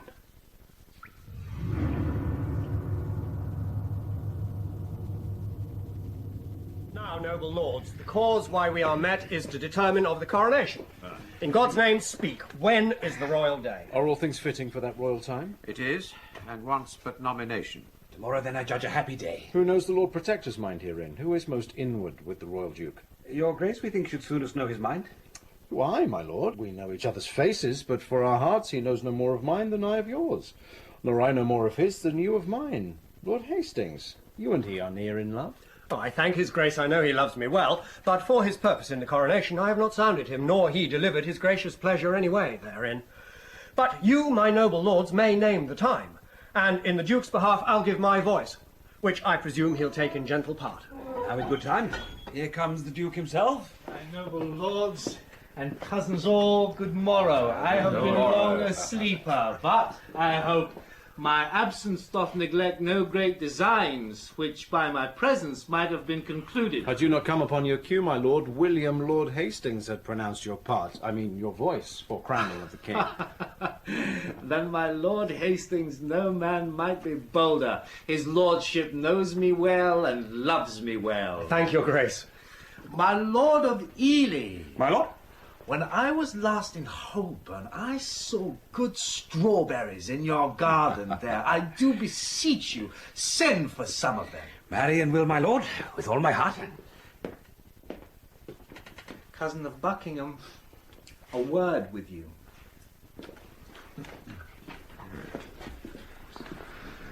Catesby hath sounded Hastings in our business, and finds the testy gentleman so hot as he will lose his head ere give consent his master's son, as worshipful he terms it, shall lose the royalty of England's throne. Withdraw you hence, my lord, I'll follow you. have not yet set down this day of triumph. Tomorrow, in mine opinion, is too sudden, for I myself am not so well provided as else I would be were the day prolonged. Where is my Lord Protector?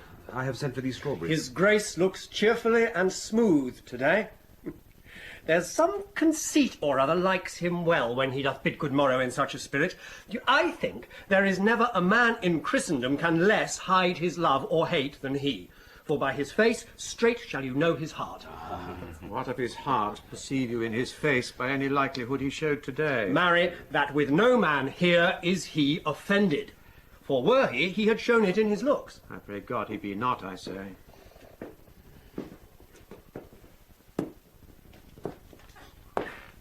I pray you all, tell me what they deserve that do conspire my death with devilish plots of damned witchcraft, and that have prevailed upon my body with their hellish charms.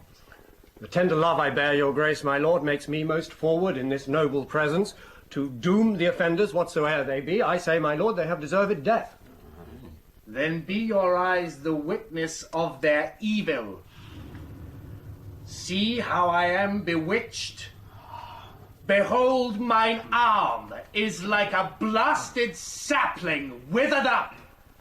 And this is Edward's wife, that monstrous witch, consorted with that harlot strumpet Shaw, that by their witchcraft thus have marked me. Well, if they have done this thing, my noble lord... If, thou protector of this damned strumpet, tellest thou me of ifs?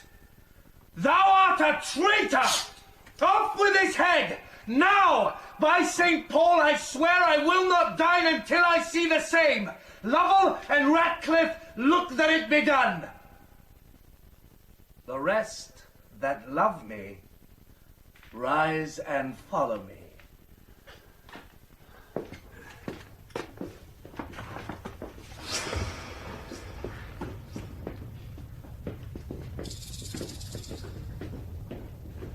Woe.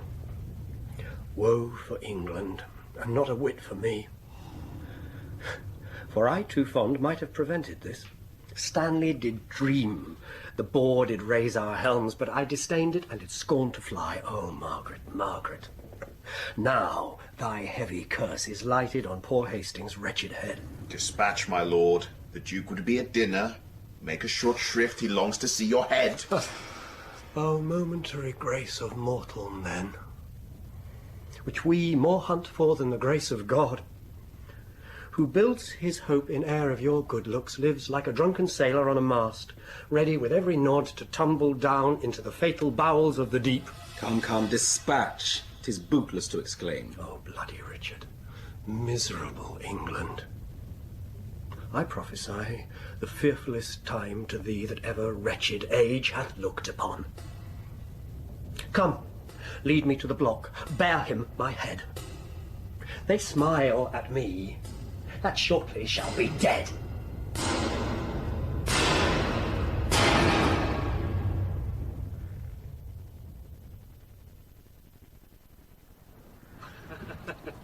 Come, cousin, canst thou quake and change thy colour? Murder thy breath in the middle of a word, and then begin again and stop again, as if thou wert distraught and mad with terror? Such I can counterfeit the deep tragedian. Speak and look back, and pry on every side, tremble and start at wagging of a straw, intending deep suspicion. Ghastly looks are at my service, like enforced smiles, and both are ready in their offices at any time to grace my stratagems. But what, is Catesby gone? He is. Go after cousin Buckingham. The mare towards Guildhall hies him in all haste. There at your meetest advantage of the time and further bastardy of Edward's children. Moreover, urge his hateful luxury and bestial appetite and change of lust, which stretched to their servants, daughters, wives. Nay, for a need, thus far come near my person. Tell them, when that my mother went with child of that unsatiate Edward, noble York, my princely father, then had wars in France, and by just computation of the time found that the issue was not his begone. But touch this sparingly, as 'twere far off, because, you know, my lord, my mother lives. Fear not, my lord. I'll play the orator as if the golden fee for which I plead were for myself, and so, my lord, adieu. If you thrive well, bring them to Baynard's castle, where you shall find me well accompanied with reverend fathers and well-learned bishops. I go, and towards 3 or 4 o'clock, look for the news that the Guildhall affords.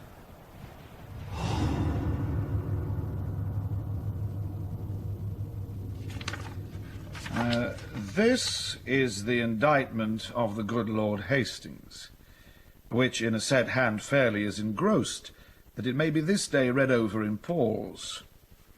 And mark how well the sequel hangs together. 11 hours I spent to write it over, for yesternight by Catesby was it brought me. The precedent was full as long a-doing, and yet within these 5 hours lived Lord Hastings, untainted, unexamined, free, at liberty. Here's a good world the while. Why, who so gross that seeth not this palpable device? Yet who so blind that says he sees it not? Bad is the world, and all will come to naught, when such bad dealings must be seen in thought. How now, my lord? What say the citizens? Now, by the Holy Mother of our Lord, the citizens are mum, and speak not a word. Touched you the bastardy of Edward's children? I did, with his contract with Lady Lucy, and his contract by deputy in France.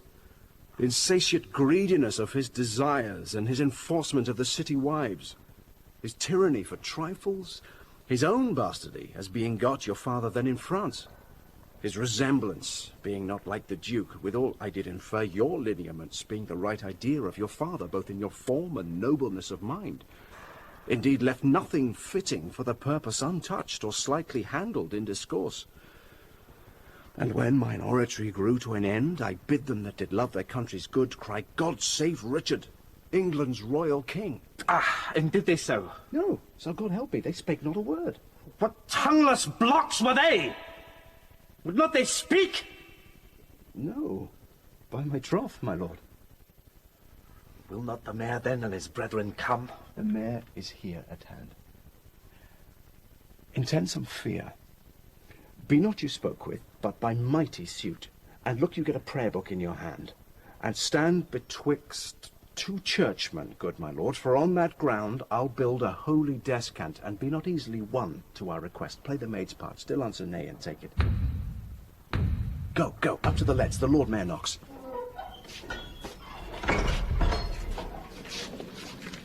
Ah, welcome, my lord. I dance attendance here. I think the Duke will not be spoke withal. Here comes his servant. How now, Catesby? What says he? My lord, he doth entreat your grace to visit him tomorrow, or next day. He is within, with 2 right reverend fathers, divinely bent to meditation, and no worldly suit would he be moved to draw him from his holy exercise. Return, good Catesby, to thy lord again. Tell him myself, the mayor, and citizens, in deep designs and matters of great moment, no less importing than our general good, are come to have some conference with his grace. I'll tell him what you say, my lord. Ah, my lord, this prince is not an Edward. He is not lolling on a lewd daybed, but on his knees at meditation. Not dallying with a brace of courtesans, but meditating with 2 deep divines. Not sleeping to engross his idle body, but praying to enrich his watchful soul. Happy were England, would this gracious prince take on himself the sovereignty thereof. But sure, I fear, we shall ne'er win him to it. Marry, God forbid his grace should say us nay. I fear he will. Oh, now, Catesby, what says your lord?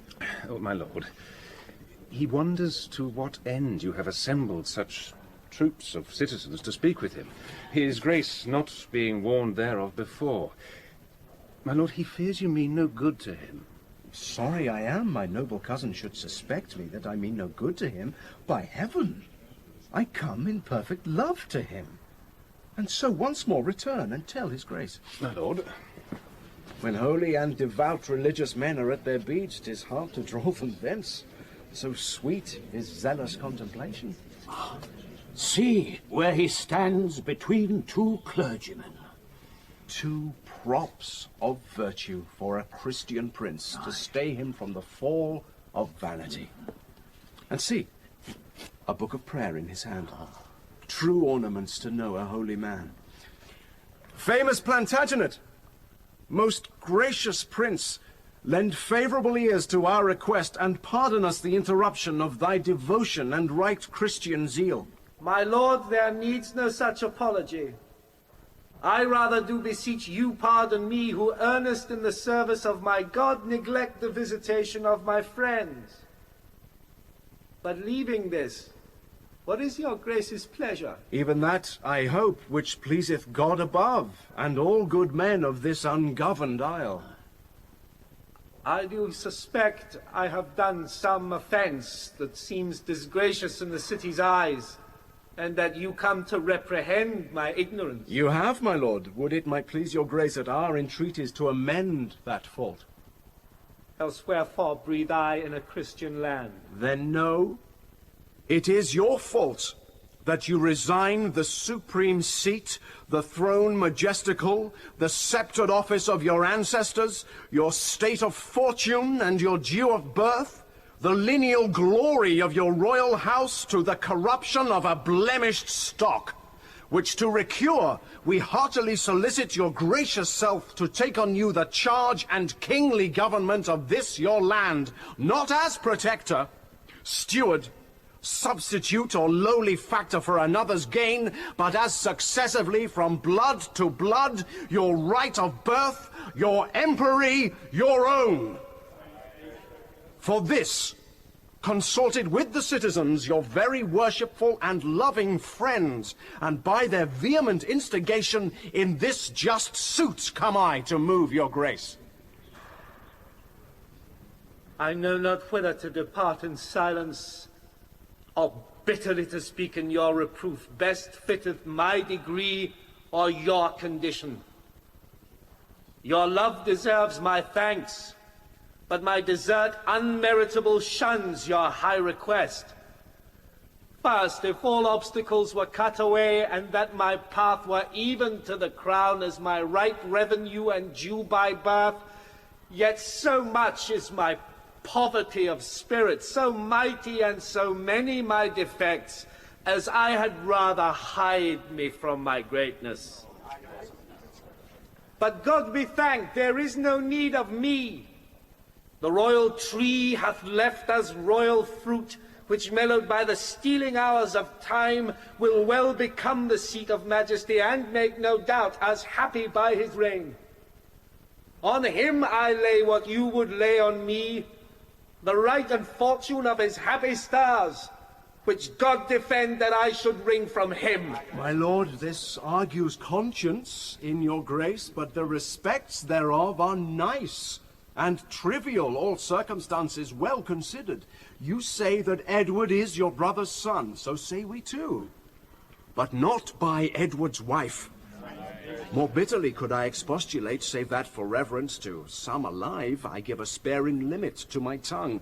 Then good, my lord, take to your royal self this proffered benefit of dignity, if not to bless us and the land withal, yet to draw forth your noble ancestry from the corruption of abusing times unto a lineal true derived course. Do, good my lord, your citizens entreat you. Refuse not, mighty lord, this proffered love. Oh, make them joyful.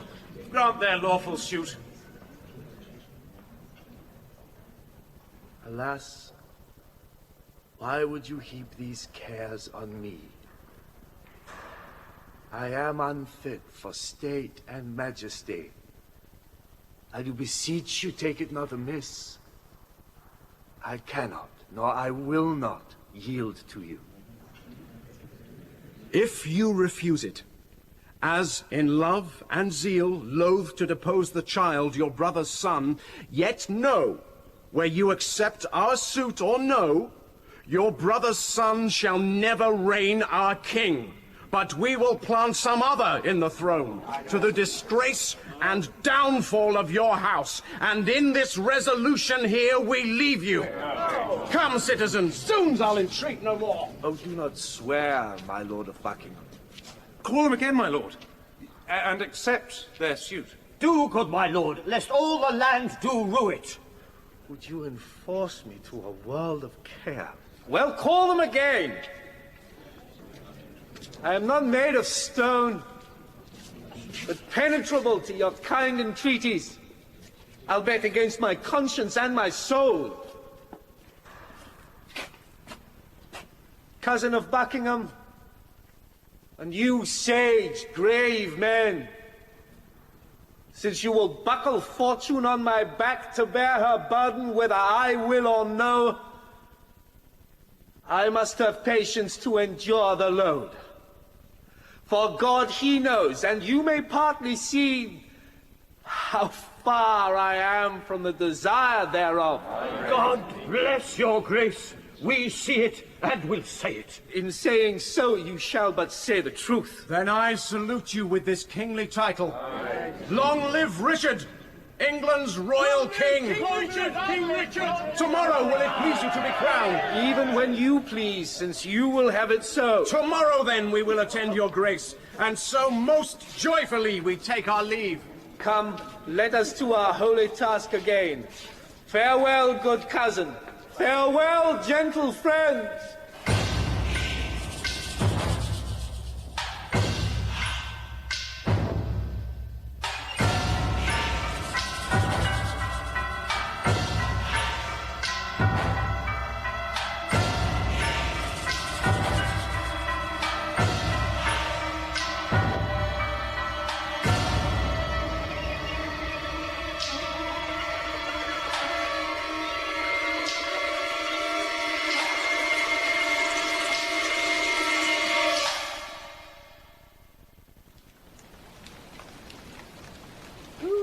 Us here.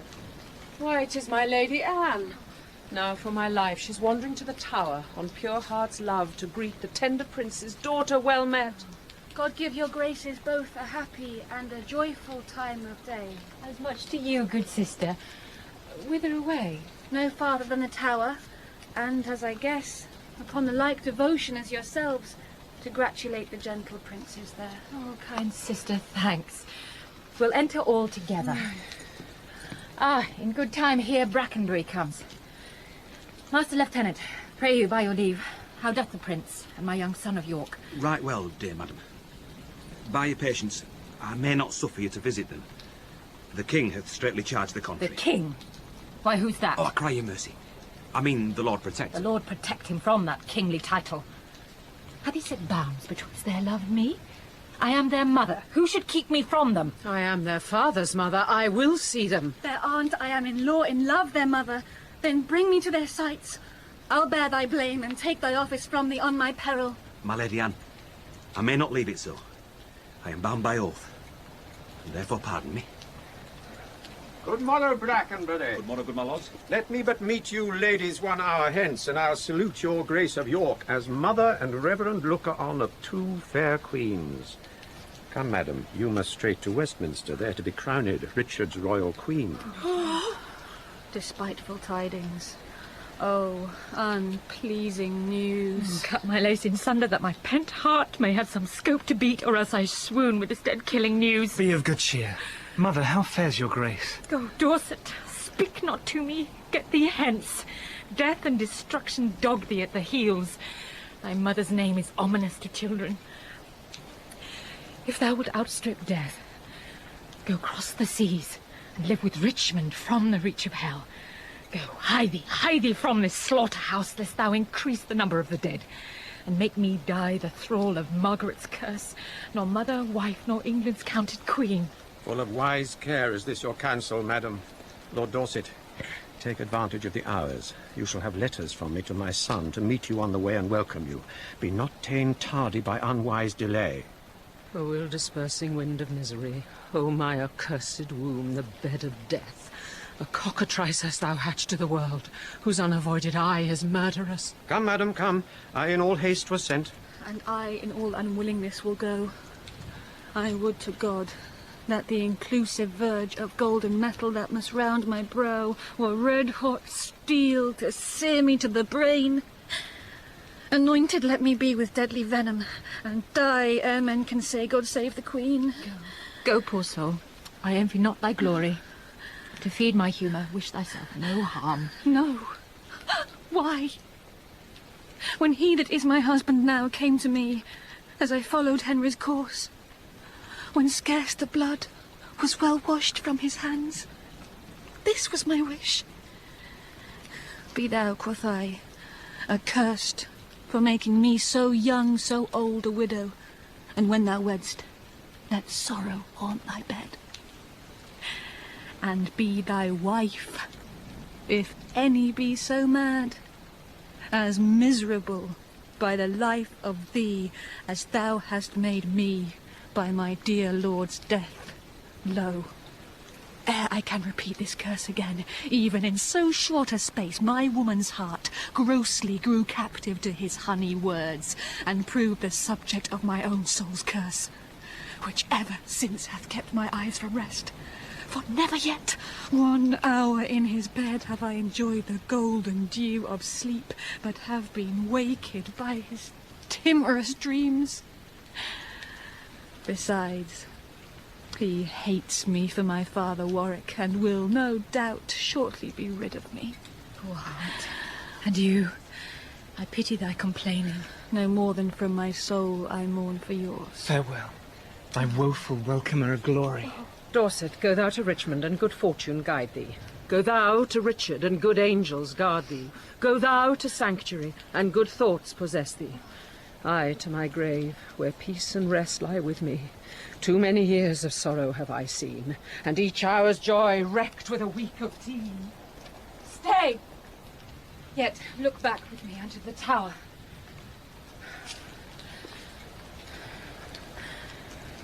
Pity, you ancient stones, those tender babes, whom envy hath immured within your walls.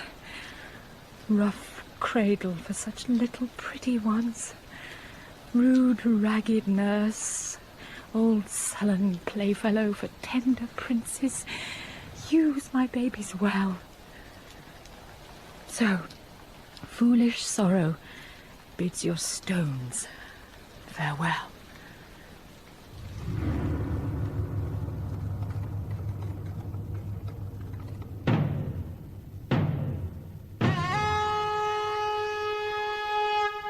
Stand all apart. Cousin of Buckingham, My gracious sovereign. give me thy hand.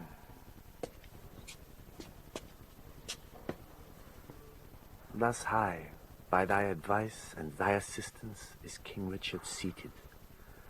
But shall we wear these honours for a day, or shall they last and we rejoice in them? Still live they, and for ever may they last. O Buckingham, now do I play the touch, to try if thou be current gold indeed. Young Edward lives. Think now what I would say. Say on, my loving lord. Why, Buckingham, I say I would be king. Why, so you are, my thrice renowned liege. Ah, am I king? 'Tis so. But Edward lives. True, noble prince.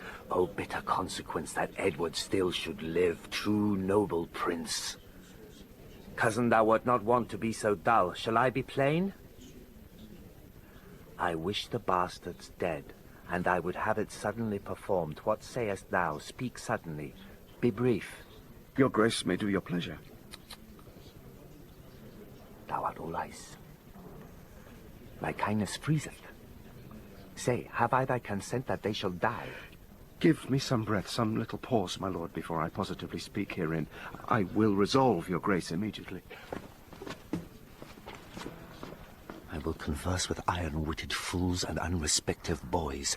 None are for me that look into me with considerate eyes. High-reaching Buckingham grows circumspect. Boy! My lord? Knowst thou not any whom corrupting gold would tempt unto a close exploit of death? My lord, I know a discontented gentleman whose humble means match not his haughty mind.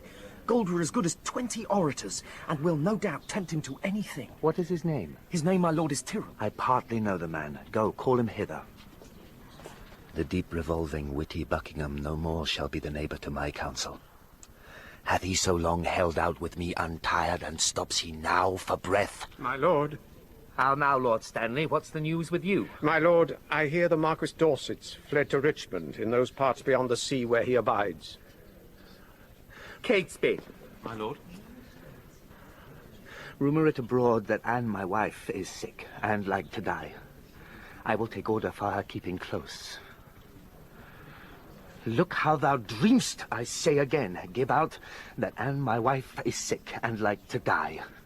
About it, for it stands me much upon to stop all hopes whose growth may damage me.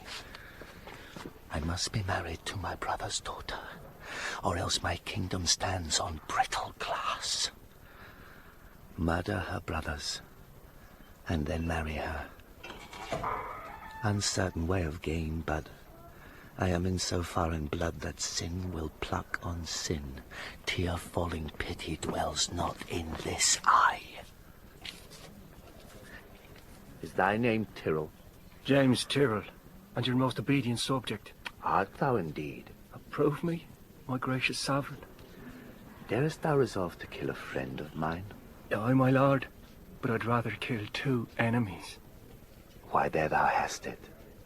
2 deep enemies, foes to my rest, and my sweet sleep's disturbers are they that I would have thee deal upon. Tyrrell, I mean those bastards in the tower. Let me have open means to come to them, and soon I'll rid you from the fear of them. Thou sing'st sweet music. Hark, come hither, Tyrrell. Go, buy this token.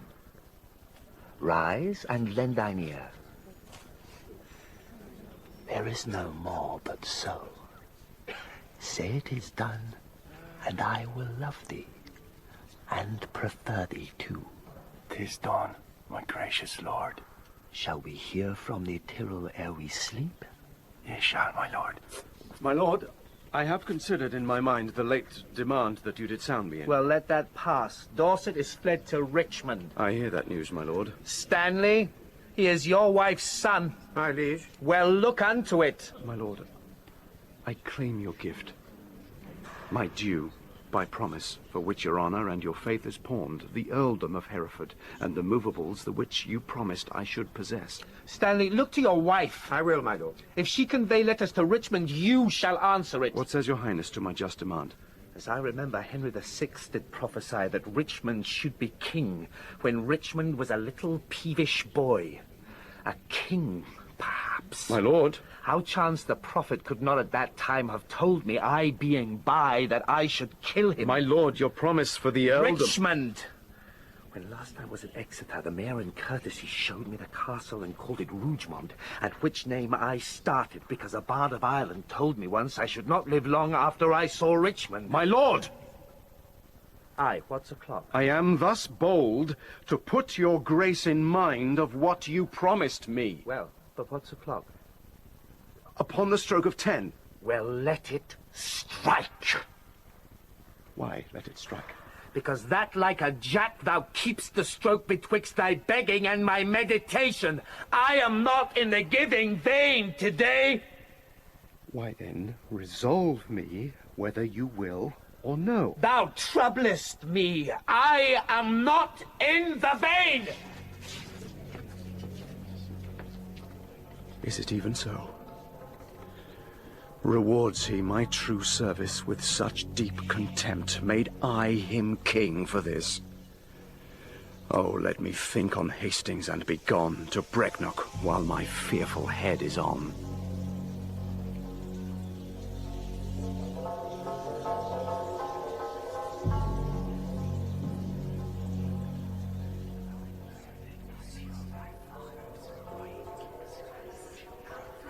The tyrannous and bloody act is done. The most arch deed of piteous massacre that ever yet this land was guilty of. Dighton and Forrest, whom I did suborn to do this ruthless piece of butchery, although they were fleshed villains, bloody dogs, melted with tenderness and kind compassion, wept like 2 children in their death-sad stories. Lo thus, quoth Dighton, lay those tender babes. Thus, quoth Forrest, girdling one another within their innocent alabaster arms. Their lips were 4 red roses on a stalk which in their summer beauty kissed each other. A book of prayers on their pillow lay, which once, quoth Forrest, almost changed my mind, but oh, the devil! There the villain stopped whilst Dighton thus told on. We smothered the most replenished sweet work of nature that from the prime creation ere she framed. Thus both are gone. With conscience and remorse they could not speak. And so I left them both to bring these tidings to the bloody king. And here he comes. All hail, my sovereign liege. Kind Tyrrell, am I happy in thy news? If to have done the thing you gave in charge beget your happiness, be happy then, for it is done, my lord. But didst thou see them dead? I did, my lord. And buried, gentle Tyrrell? The chaplain of the tower hath buried them, but how or in what place, I do not know. Come to me, Tyrrell, soon at after supper, and thou shalt tell the process of their death. Meantime but think how I may do thee good, and be inheritor of thy desire. Farewell till soon.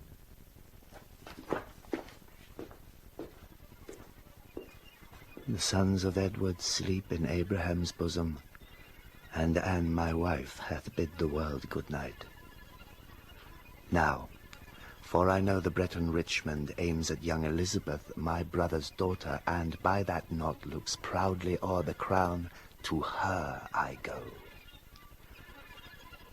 A jolly, thriving wooer. My lord, good news or bad that thou comest in so bluntly? Bad news, my lord. Ely is fled to Richmond. And Buckingham, backed with the hardy Welshman, is in the field, and still his power increaseth. Ely with Richmond troubles me more near than Buckingham and his rash levied army. Go, muster men. My counsel is my shield. We must be brief when traitors brave the field.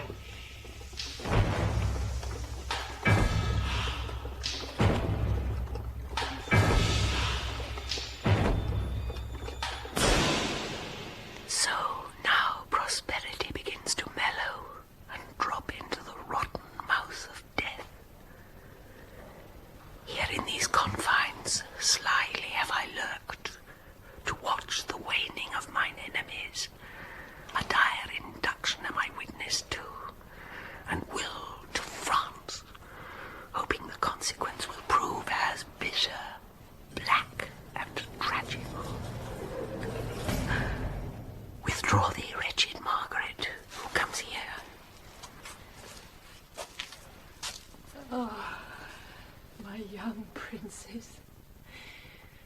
Oh, my tender babes. My unblown flowers, new appearing sweets. If yet your gentle souls fly in the air and be not fixed in doom perpetual, hover about me with your airy wings, and hear your mother's lamentation. Hover about her. Say that right for right hath dimmed your infant morn to aged night. So many miseries have crazed my voice, that my woe-wearied tongue is still and mute. Edward Plantagenet, why art thou dead? Plantagenet doth quit Plantagenet. Edward for Edward pays a dying debt. Wilt thou, O God, fly from such gentle lambs and throw them in the entrails of the wolf? When didst thou sleep when such a deed was done? When holy Harry died, and my sweet son. Dead life, blind sight, poor mortal living ghost, woe seen, world's shame, grave's due by life usurped, brief abstract and record of tedious days. Rest thy unrest on England's lawful earth, unlawfully made drunk with innocent's blood. Oh, who has any cause to mourn but I? If sorrow can admit society, tell all your woes again by viewing mine. I had an Edward till a Richard killed him. I had a Harry till a Richard killed him. Thou hadst an Edward till a Richard killed him. Thou hadst a Richard till a Richard killed him. I had a Richard too, and thou didst kill him. I had a Rutland too, thou hopest to kill him. Thou hadst a Clarence too, and Richard killed him. From forth the kennel of thy womb hath crept a hell-hound that doth hunt us all to death. That foul defacer of God's handiwork, that excellent grand tyrant of the earth, thy womb let loose to chase us to our graves. Oh, upright, just, and true disposing God, how do I thank thee that this carnal cur preys on the issue of his mother's body and makes her pew-fellow with others' moan. O Harry's wife, triumph not in my woes. God witness with me, I have wept for thine. Bear with me. I am hungry for revenge, and now I cloy me with beholding it. Thy Edward, he is dead that stabbed my Edward. Thy other Edward dead to quit my Edward. Young York, he is but boot, because both they match not the high perfection of my loss. Richard yet lives. Hell's black intelligencer, only reserved their factor to buy souls and send them thither. But at hand, ensues his piteous and unpitied end.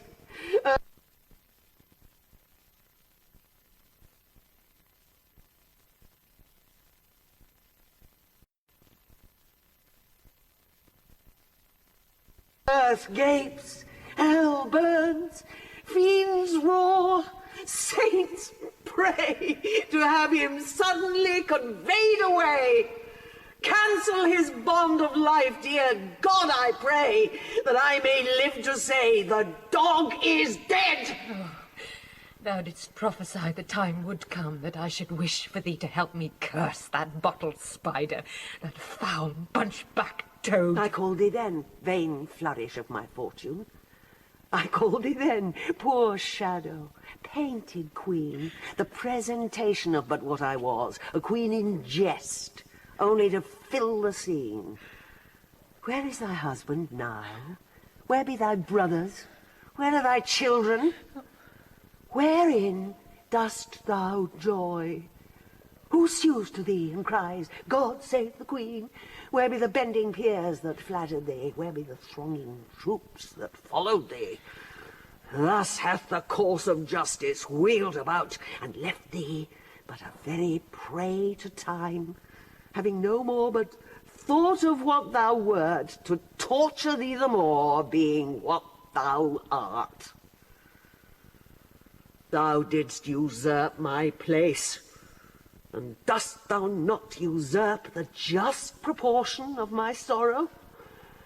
Now thy proud neck bears half my burthened yoke, from which even here I slip my weary neck, and leave the burthen of it all on thee. Farewell, York's wife, and queen of sad mischance. These English woes will make me smile in France. Oh, thou well skilled in curses, stay a while, and teach me how to curse mine enemies. Forbear to sleep the nights, and fast the days. Compare dead happiness with living woe. Think that thy babes were fairer than they were, and he that slew them fouler than he is. Bettering thy loss makes the bad causer worse. Revolving this will teach thee how to curse. My words are dull. Oh, quicken them with thine. Thy woes will make them sharp and pierce like mine. Why should calamity be full of words? Windy attorneys to their client woes, airy recorders of intestate joys, poor breathing orators of miseries. Let them have scope, though what they do impart help not at all, yet do they ease the heart. If so, then be not tongue-tied. Go with me. And in the breath of bitter words, let's smother my damned son, which thy two sweet sons smothered. I hear his drum. Be copious in exclaims.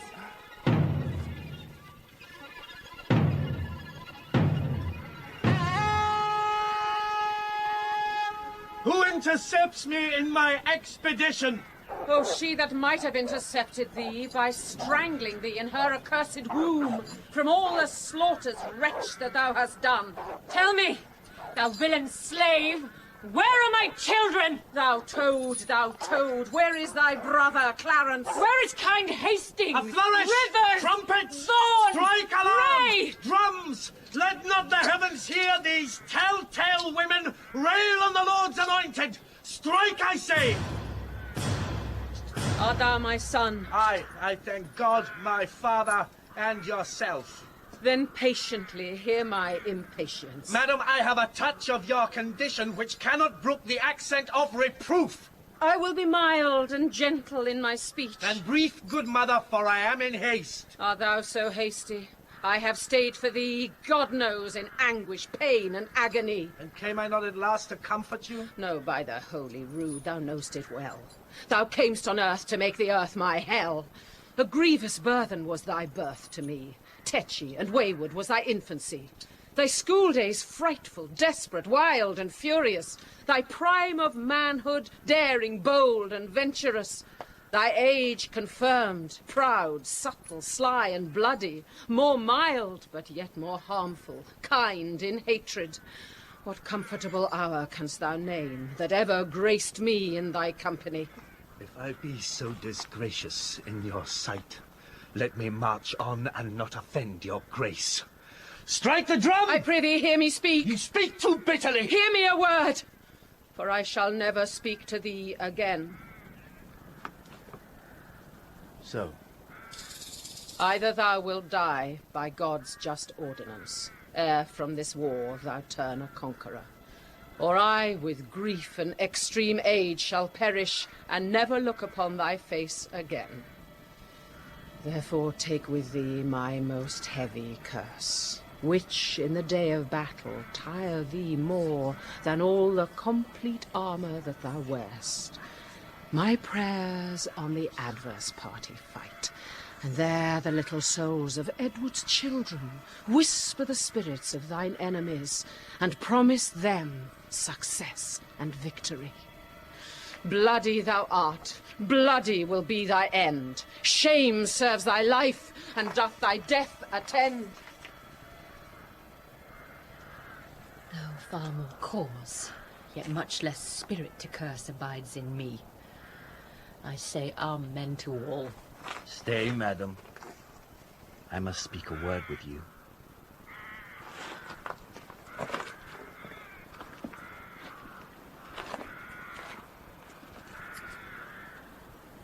I have no more sons of the royal blood for thee to murder. For my daughters, Richard, they shall be praying nuns, not weeping queens, and therefore level not to hit their lives. You have a daughter called Elizabeth, virtuous and fair, royal and gracious. And must she die for this? Oh, let her live, and I'll corrupt her manners, stain her beauty, slander myself as false to Edward's bed, throw over her the veil of infamy, so she may live unscarred of bleeding slaughter. I will confess she was not Edward's daughter. Wrong not her birth. She is of royal blood. To save her life, I'll say she is not so. Her life is safest only in her birth. And only in that safety died her brothers. You speak as if that I had slain my cousins. Cousins, indeed, and by their uncle cozened, of comfort, kingdom, kindred, freedom, life. Whose hand soever lanced their tender hearts, Thy head all indirectly gave direction. No doubt the murderous knife was dull and blunt till it was whetted on thy stone-hard heart to revel in the entrails of my lambs. But that still use of grief makes wild grief tame. My tongue should to thy ears not name my boys till that my nails were anchored in thine eyes. And I, in such a desperate bay of death, like a poor bark of sails and tackling reft, rush all to pieces on thy rocky bosom. Madam, so thrive I in my enterprise and dangerous success of bloody wars, as I intend more good to you and yours than ever you or yours were by me wronged. What good is covered with the face of heaven to be discovered that can do me good? Even all I have, yea, and myself, and all will I withal endow a child of thine. So in the lethe of thy angry soul, thou drown the sad remembrance of those wrongs which thou supposest I have done to thee. Be brief, lest that the process of thy kindness last longer telling than thy kindness date. Then know that from my soul I love thy daughter and mean to make her Queen of England. Say then, who dost thou mean shall be her king? Even he that makes her queen, who else should be? What, thou? Aye, even I. What think you of it, madam? How canst thou woo her? That I would learn of you as one being best acquainted with her humour. And wilt thou learn of me? Madam, with all my heart. Send to her, by the man that slew her brothers, a pair of bleeding hearts. Thereon engrave Edward and York. Then haply she will weep. Therefore present to her, as sometime Margaret did to thy father, steeped in Rutland's blood, a handkerchief, which, say to her, did drain the purple sap from her sweet brother's body, and bid her dry her weeping eyes therewith. If this inducement force her not to love, send her a story of thy noble acts. Tell her thou madest away her uncle Clarence, her uncle Rivers, yea, and for her sake madest quick conveyance with her good Aunt Anne. Come, come, you mock me. This is not the way to win your daughter. There is no other way, unless thou couldst put on some other shape, and not be Richard that hath done all this. Say that I did all this for love of her. Nay, then indeed she cannot choose but hate thee, having bought love with such a bloody spoil. Look, what is done cannot be now amended. Men shall deal unadvisedly sometimes, which after hours gives leisure to repent. If I did take the kingdom from your sons to make amends, I'll give it to your daughter. If I have killed the issue of your womb, to quicken your increase, I will beget mine issue of your blood upon your daughter. Your children were vexation to your youth, but mine shall be a comfort to your age. The loss you have is but a son being king, and by that loss your daughter is made queen. I cannot make you what amends I would, therefore accept such kindness as I can. Go then, my mother. To thy daughter go. Make bold her bashful years with your experience.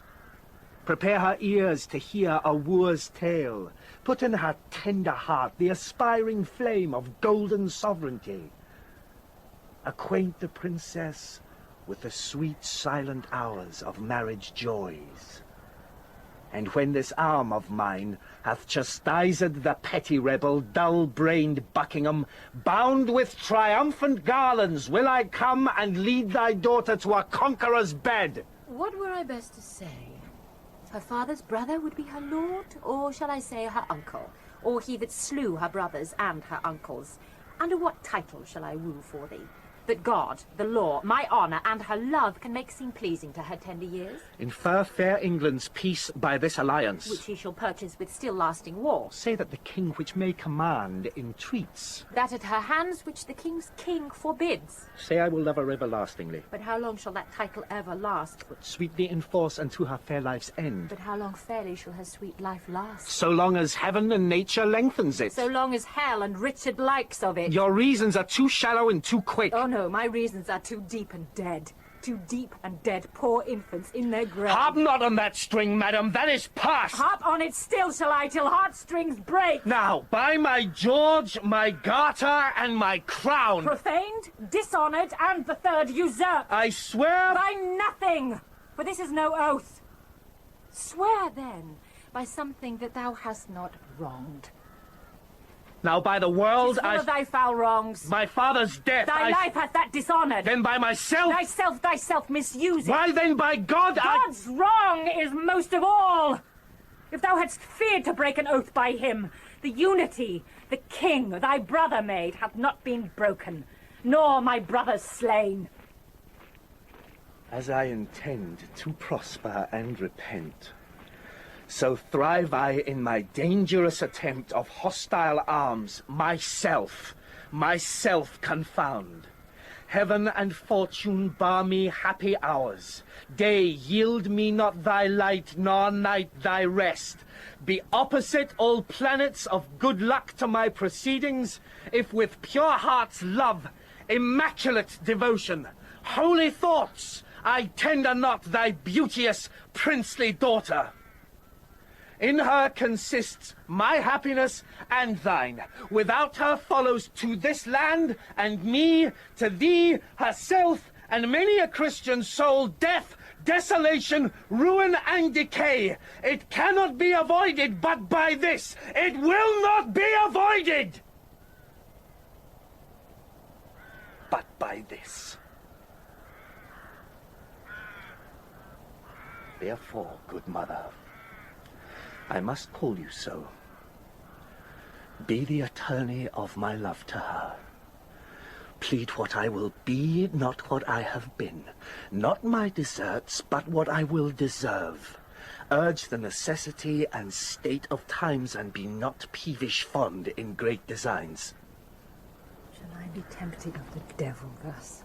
Aye, if the devil tempt thee to do good. Shall I forget myself? To be myself. Aye, if yourself's remembrance wrong yourself. But thou didst kill my children. But in your daughter's womb I bury them, where in that nest of spicery they shall breed selves of themselves to your recomfiture. Shall I go win my daughter to thy will? And be a happy mother by the deed. I go. Write to me very shortly, and you shall understand from me her mind. Bear her my true love's kiss. And so farewell.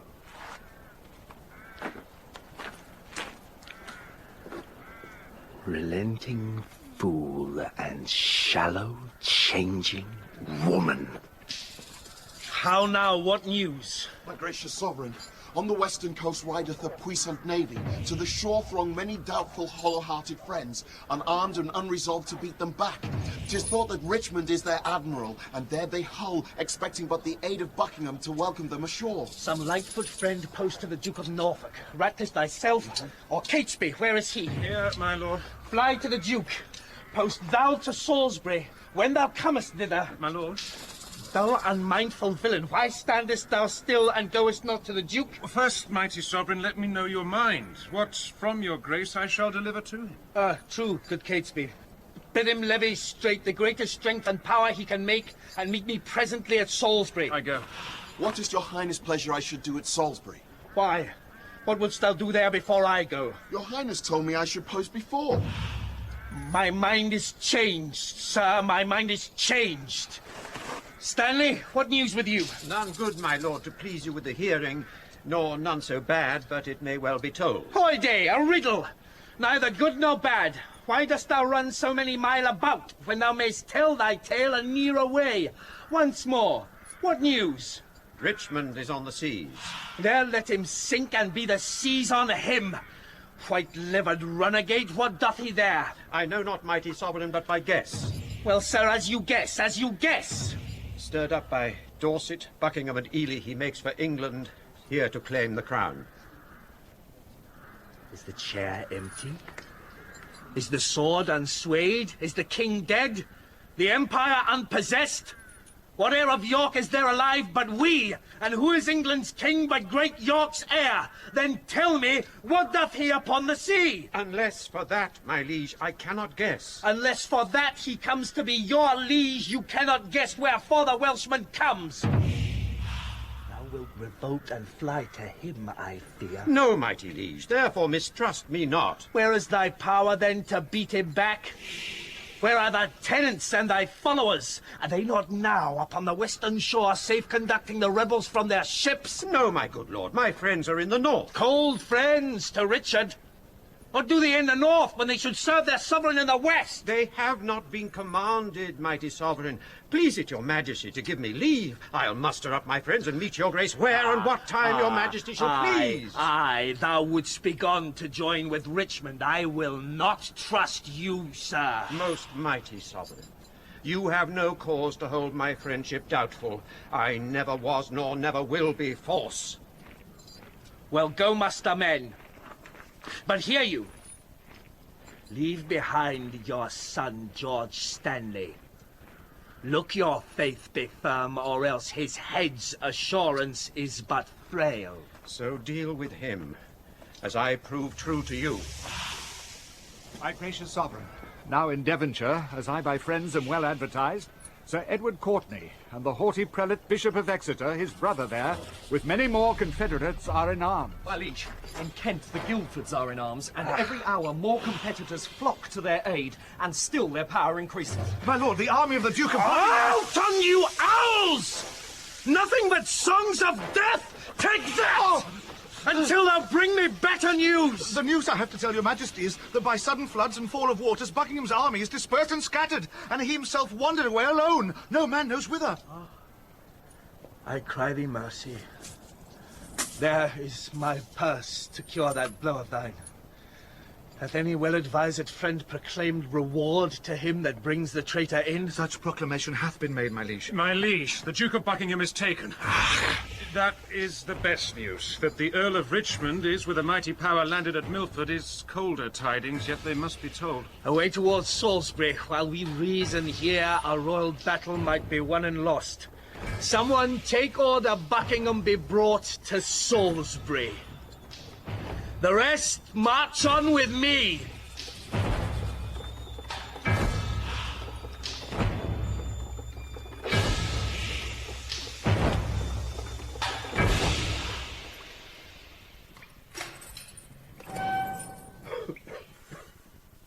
My Lord of Buckingham, prepare, 'tis time. Will not King Richard let me speak with him? No, my good lord. Therefore be patient. Hastings and Edward's children. Rivers, Grey, holy King Henry, and thy fair son Edward. Vaughan, and all that have miscarried by underhand, corrupted, foul injustice, if that your moody, discontented souls do through the clouds behold this present hour, even for revenge mock my destruction. This is All Souls' Day, fellow, is it not? It is, my lord. Why then, All Souls' Day is my body's doomsday. This is the day that in King Edward's time I wished might fall on me when I was found false to his children or his wife's allies. This is the day wherein I wish to fall by the false faith of him I trusted most. This All Souls' Day to my fearful soul is the determined respite of my wrongs. That high all-seer that I dallied with hath turned my feigned prayer on my head, and given in earnest what I begged in jest. Thus doth he force the swords of wicked men to turn their own points in their masters' bosoms. Now Margaret's curse is fallen upon my head. When he, quoth she, shall split thy heart with sorrow, remember Margaret was a prophetess. Come, sir, convey me to the block of shame. Wrong hath but wrong, and blame the due of blame.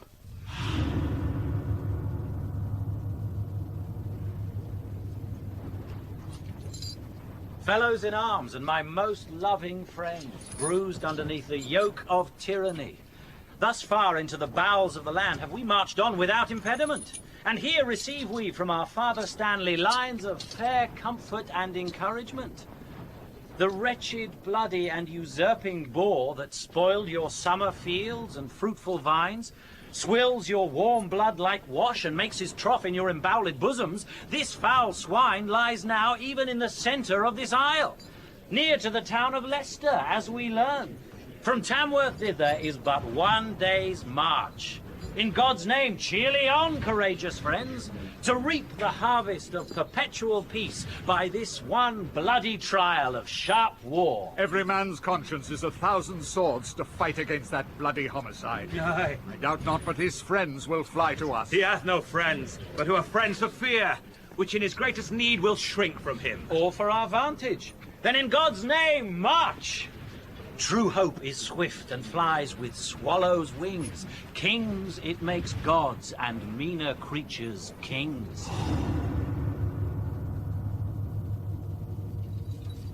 Here, pitch our tents. Even here in Bosworth Field. My Lord of Surrey, why look you so sad? My heart is 10 times lighter than my looks. My Lord of Norfolk. Here, most gracious liege. Norfolk, we must have knocks, huh? Must we not? We must both give and take, my gracious lord. Up with my tent there. Here will I lie tonight. But where tomorrow? All's one for that. Who hath decried the number of the foe? 6,000 or 7,000 is their utmost power. Why, our battalion trebles that account. Besides, the king's name is a tower of strength which they upon the adverse party want. Up with my tent there. Valiant gentlemen, let us survey the vantage of the field. Call for some men of sound direction. Let's want no discipline. Make no delay. For lords, tomorrow is a busy day. My Lord of Oxford, you, Sir William Brandon, and you, Sir Walter Herbert, stay with me. Where is Lord Stanley quartered, do you know? Unless I have mistaken his colours much, which well I am assured I have not done. His regiment lies half a mile at least south from the mighty power of the king. If, without peril, it be possible, good Captain Blunt, bear my good night to him, and give him from me this most needful scroll. Upon my life, my lord, I'll undertake it. And so, God give you quiet rest tonight. Good night, good Captain Blunt. Come, gentlemen, let us consult upon tomorrow's business. Into our tent. The air is raw and cold.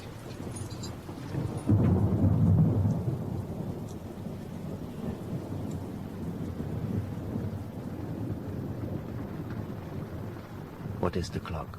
It's supper time, my lord. It's 9 o'clock. I will not sup tonight. Give me some ink and paper.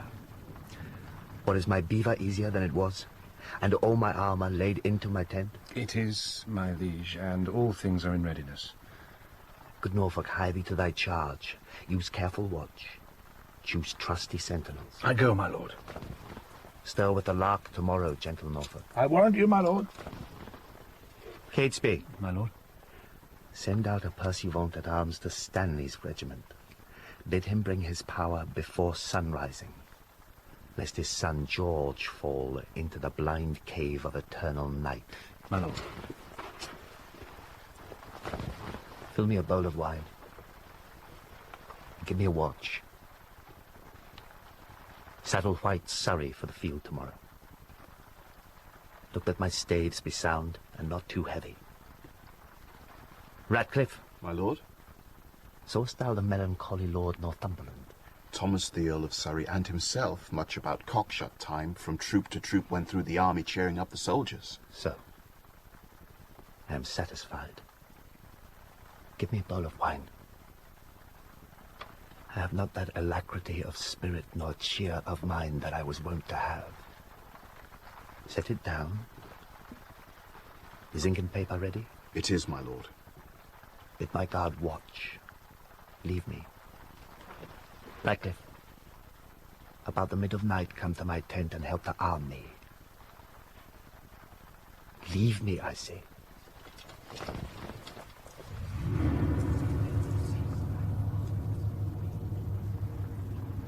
Fortune and victory sit on thy helm. All comfort that the dark night can afford be to thy person, noble father-in-law. Tell me, how fares our loving mother? I by attorney bless thee from thy mother, who prays continually for Richmond's good. So much for that. The silent hours steal on, and flaky darkness breaks within the east. In brief, for so the season bids us be, prepare thy battle early in the morning. I, as I may, that which I would, I cannot, with best advantage will deceive the time, and aid thee in this doubtful shock of arms. But on thy side I may not be too forward, lest being seen, thy brother, tender George, be executed in his father's sight. Oh. Farewell. The leisure and the fearful time cuts off the ceremonious vows of love which so long sundered friends should dwell upon. Once more, adieu. Be valiant, and speed well. Good lords, conduct him to his regiment. My lord.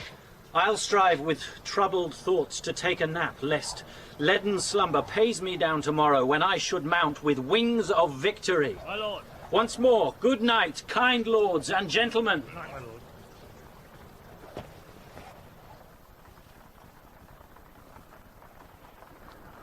O thou whose captain I account myself, look on my forces with a gracious eye. Put in their hands thy bruising irons of wrath, that they may crush down with a heavy fall the usurping helmets of our adversaries. Make us thy ministers of chastisement, that we may praise thee in the victory. To thee I do commend my watchful soul, ere I let fall the windows of mine eyes. Sleeping and waking, oh, defend me still.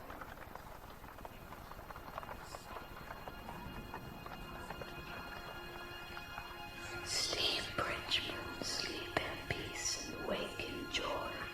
Good angels guard thee from the boar's annoy. Live and beget the happy race of kings.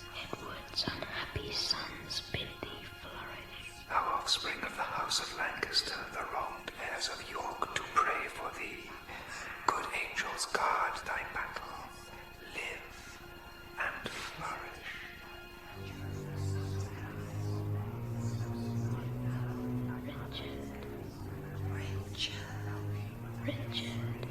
Richard. Let me sit heavy on thy soul tomorrow. I that was washed to death with fulsome wine, poor Clarence, by thy guile betrayed to death. Tomorrow in the battle think on me, and fall thy edgeless sword, despair and die. Let me sit heavy on thy soul tomorrow. Rivers that died at Pomfret, despair and die upon graves, and let thy soul despair. Bloody and guiltily awake, and in a bloody battle end thy days. Think on Lord Hastings, despair and die. Dream on thy cousin smothered in the tower. Let us be led within thy bosom, Richard, and weigh thee down to ruin, shame, and death. Thy nephew's souls bid thee despair and die. Richard, thy wife, that wretched hand, thy wife, that never slept a quiet hour with thee, now fills thy sleep with perturbations. Tomorrow, in the battle, think on me, and fall thy edgeless sword, despair and die,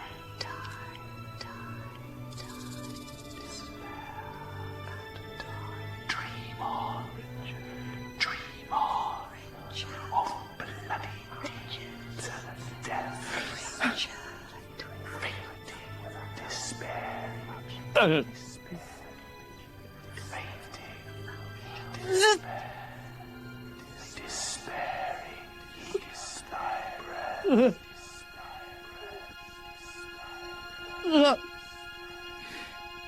Give me another horse. Bind up my wounds. Have mercy, Jesus.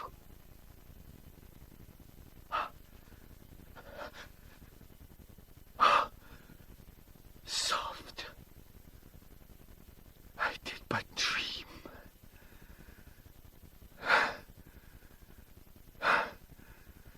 O coward conscience, how dost thou afflict me? The lights burn blue. It is now dead midnight. Cold, fearful drops stand on my trembling flesh. What do I fear? Myself? There's none else by. Richard loves Richard. That is, I am I. Is there a murderer here? No. Yes, I am. Then fly. What, from myself? Great reason why. Lest I revenge. What, myself upon myself? Alack, I love myself. Wherefore? For any good that I myself have done unto myself. Oh, no. Alas, I rather hate myself for hateful deeds committed by myself. I am a villain. Yet I lie. I am not. Fool, of thyself speak well. Fool, do not flatter. My conscience hath 1,000 several tongues, and every tongue brings in a several tale, and every tale condemns me for a villain. Perjury, perjury in the highest degree, murder, stern murder in the direst degree. All several sins, all used in each degree, throng to the bar, crying all, guilty, guilty. I shall despair. There is no creature loves me. And if I die, no soul shall pity me.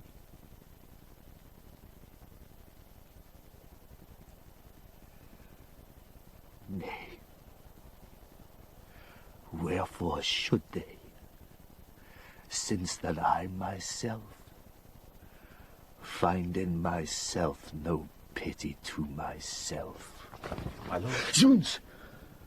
Who is there? Ratcliffe, my lord. 'Tis I.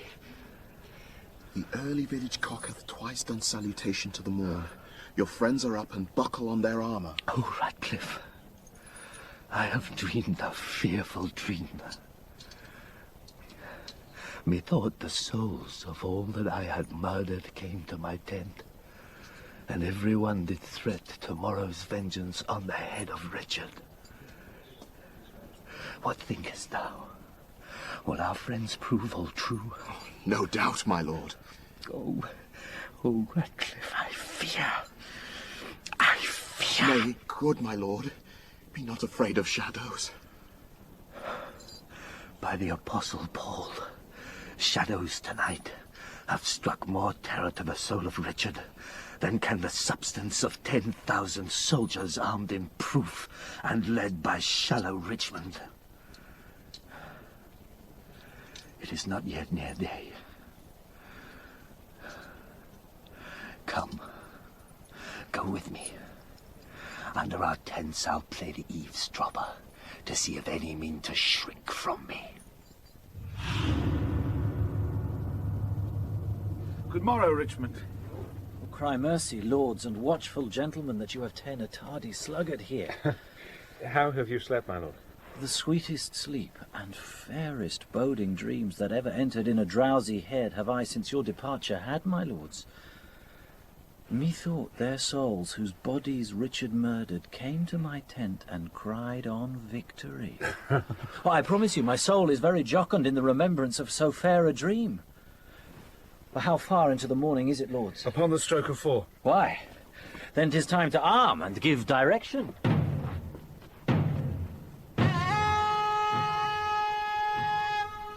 More than I have said, loving countrymen, the leisure and enforcement of the time forbids to dwell upon. Yet remember this, God and our good cause fight upon our side. Richard except, those whom we fight against had rather have us win than him they follow. For what is he they follow? Truly, gentlemen, a bloody tyrant and a homicide. One raised in blood and one in blood established. One that made means to come by what he hath, and slaughtered those that were the means to help him. A base, foul stone made precious by the foil of England's chair, where he is falsely set. One that hath ever been God's enemy. Then, if you fight against God's enemy, God will in justice ward you as his soldiers. If you do sweat to put a tyrant down, you sleep in peace, the tyrant being slain. If you do fight against your country's foes, your country's fat shall pay your pains the higher. Then, in the name of God and all these rights, advance your standards, draw your willing swords. For me, the ransom of my bold attempt shall be this cold corpse on the earth's cold face. But if I thrive, the gain of my attempt, the least of you shall share his part thereof. Sound drums and trumpets boldly and cheerfully. God and St. George, Richmond and victory!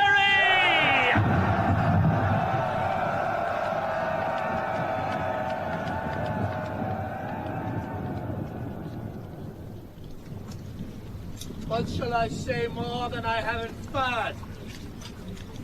Remember whom you are to cope withal. A sort of vagabonds, rascals and runaways. A scum of Bretons and base lackey peasants whom their o'er-cloyed country vomits forth to desperate ventures and assured destruction. And who doth lead them? But a paltry fellow, long kept in Bretagne at our mother's cost. A milksop, one that never in his life felt so much cold as over shoes in snow. Let's whip these stragglers o'er the seas again. Lash hence these overweening rags of France. If we be conquered, let men conquer us, and not these bastard Bretons, whom our fathers have in their own land beaten, bobbed, and thumped, and in record left them the heirs of shame. Shall these enjoy our lands? Lie with our wives? Ravish our daughters? Hark! I hear their drum. Fight, gentlemen of England. Fight, bold yeomen. Draw, archers. Draw your arrows to the head. Spur your proud horses hard and ride in blood. Amaze the welkin with your broken staves!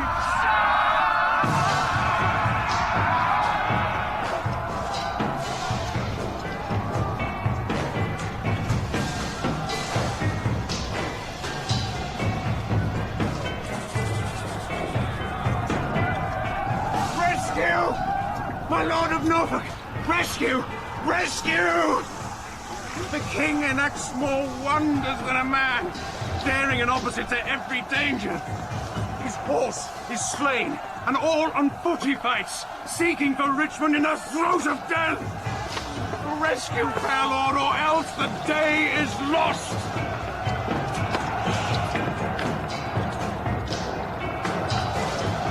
A horse!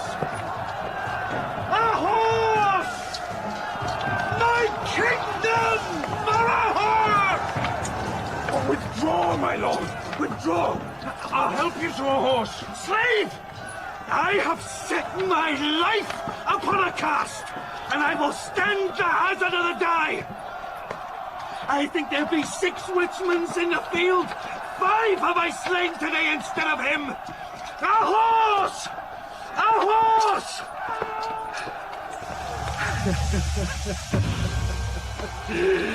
My kingdom for a horse.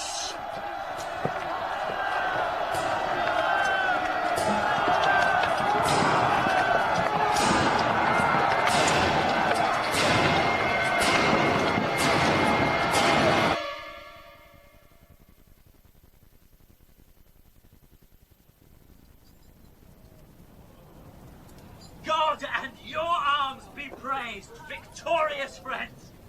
The day is ours! The bloody dog is dead! Courageous Richmond, well hast thou acquit thee. Lo, here, this long usurped royalty from the dead temples of this bloody wretch have I plucked off to grace thy brows withal. Wear it, enjoy it, and make much of it. Great God of heaven, say amen to all. But tell me, is young George Stanley living? He is, my lord.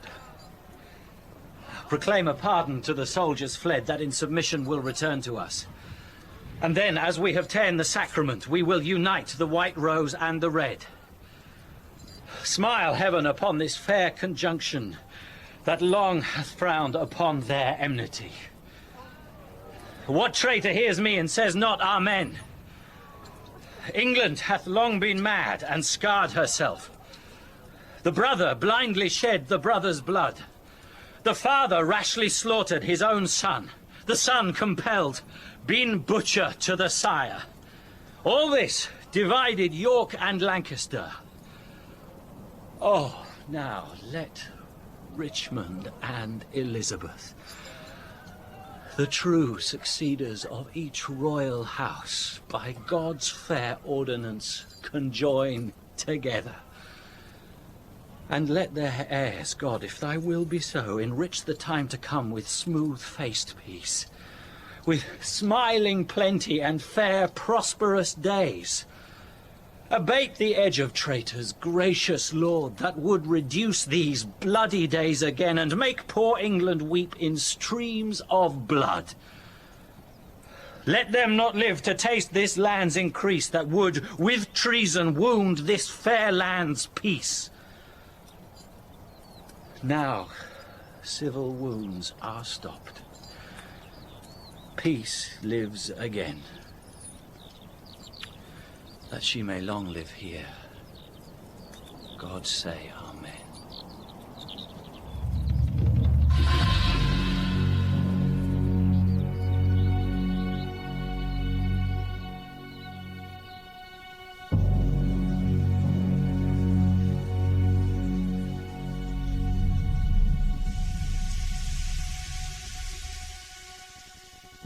In The Tragedy of King Richard III by William Shakespeare, Douglas Henshall played Richard, Ben Miles Buckingham, and Geoffrey Stretfield Richmond.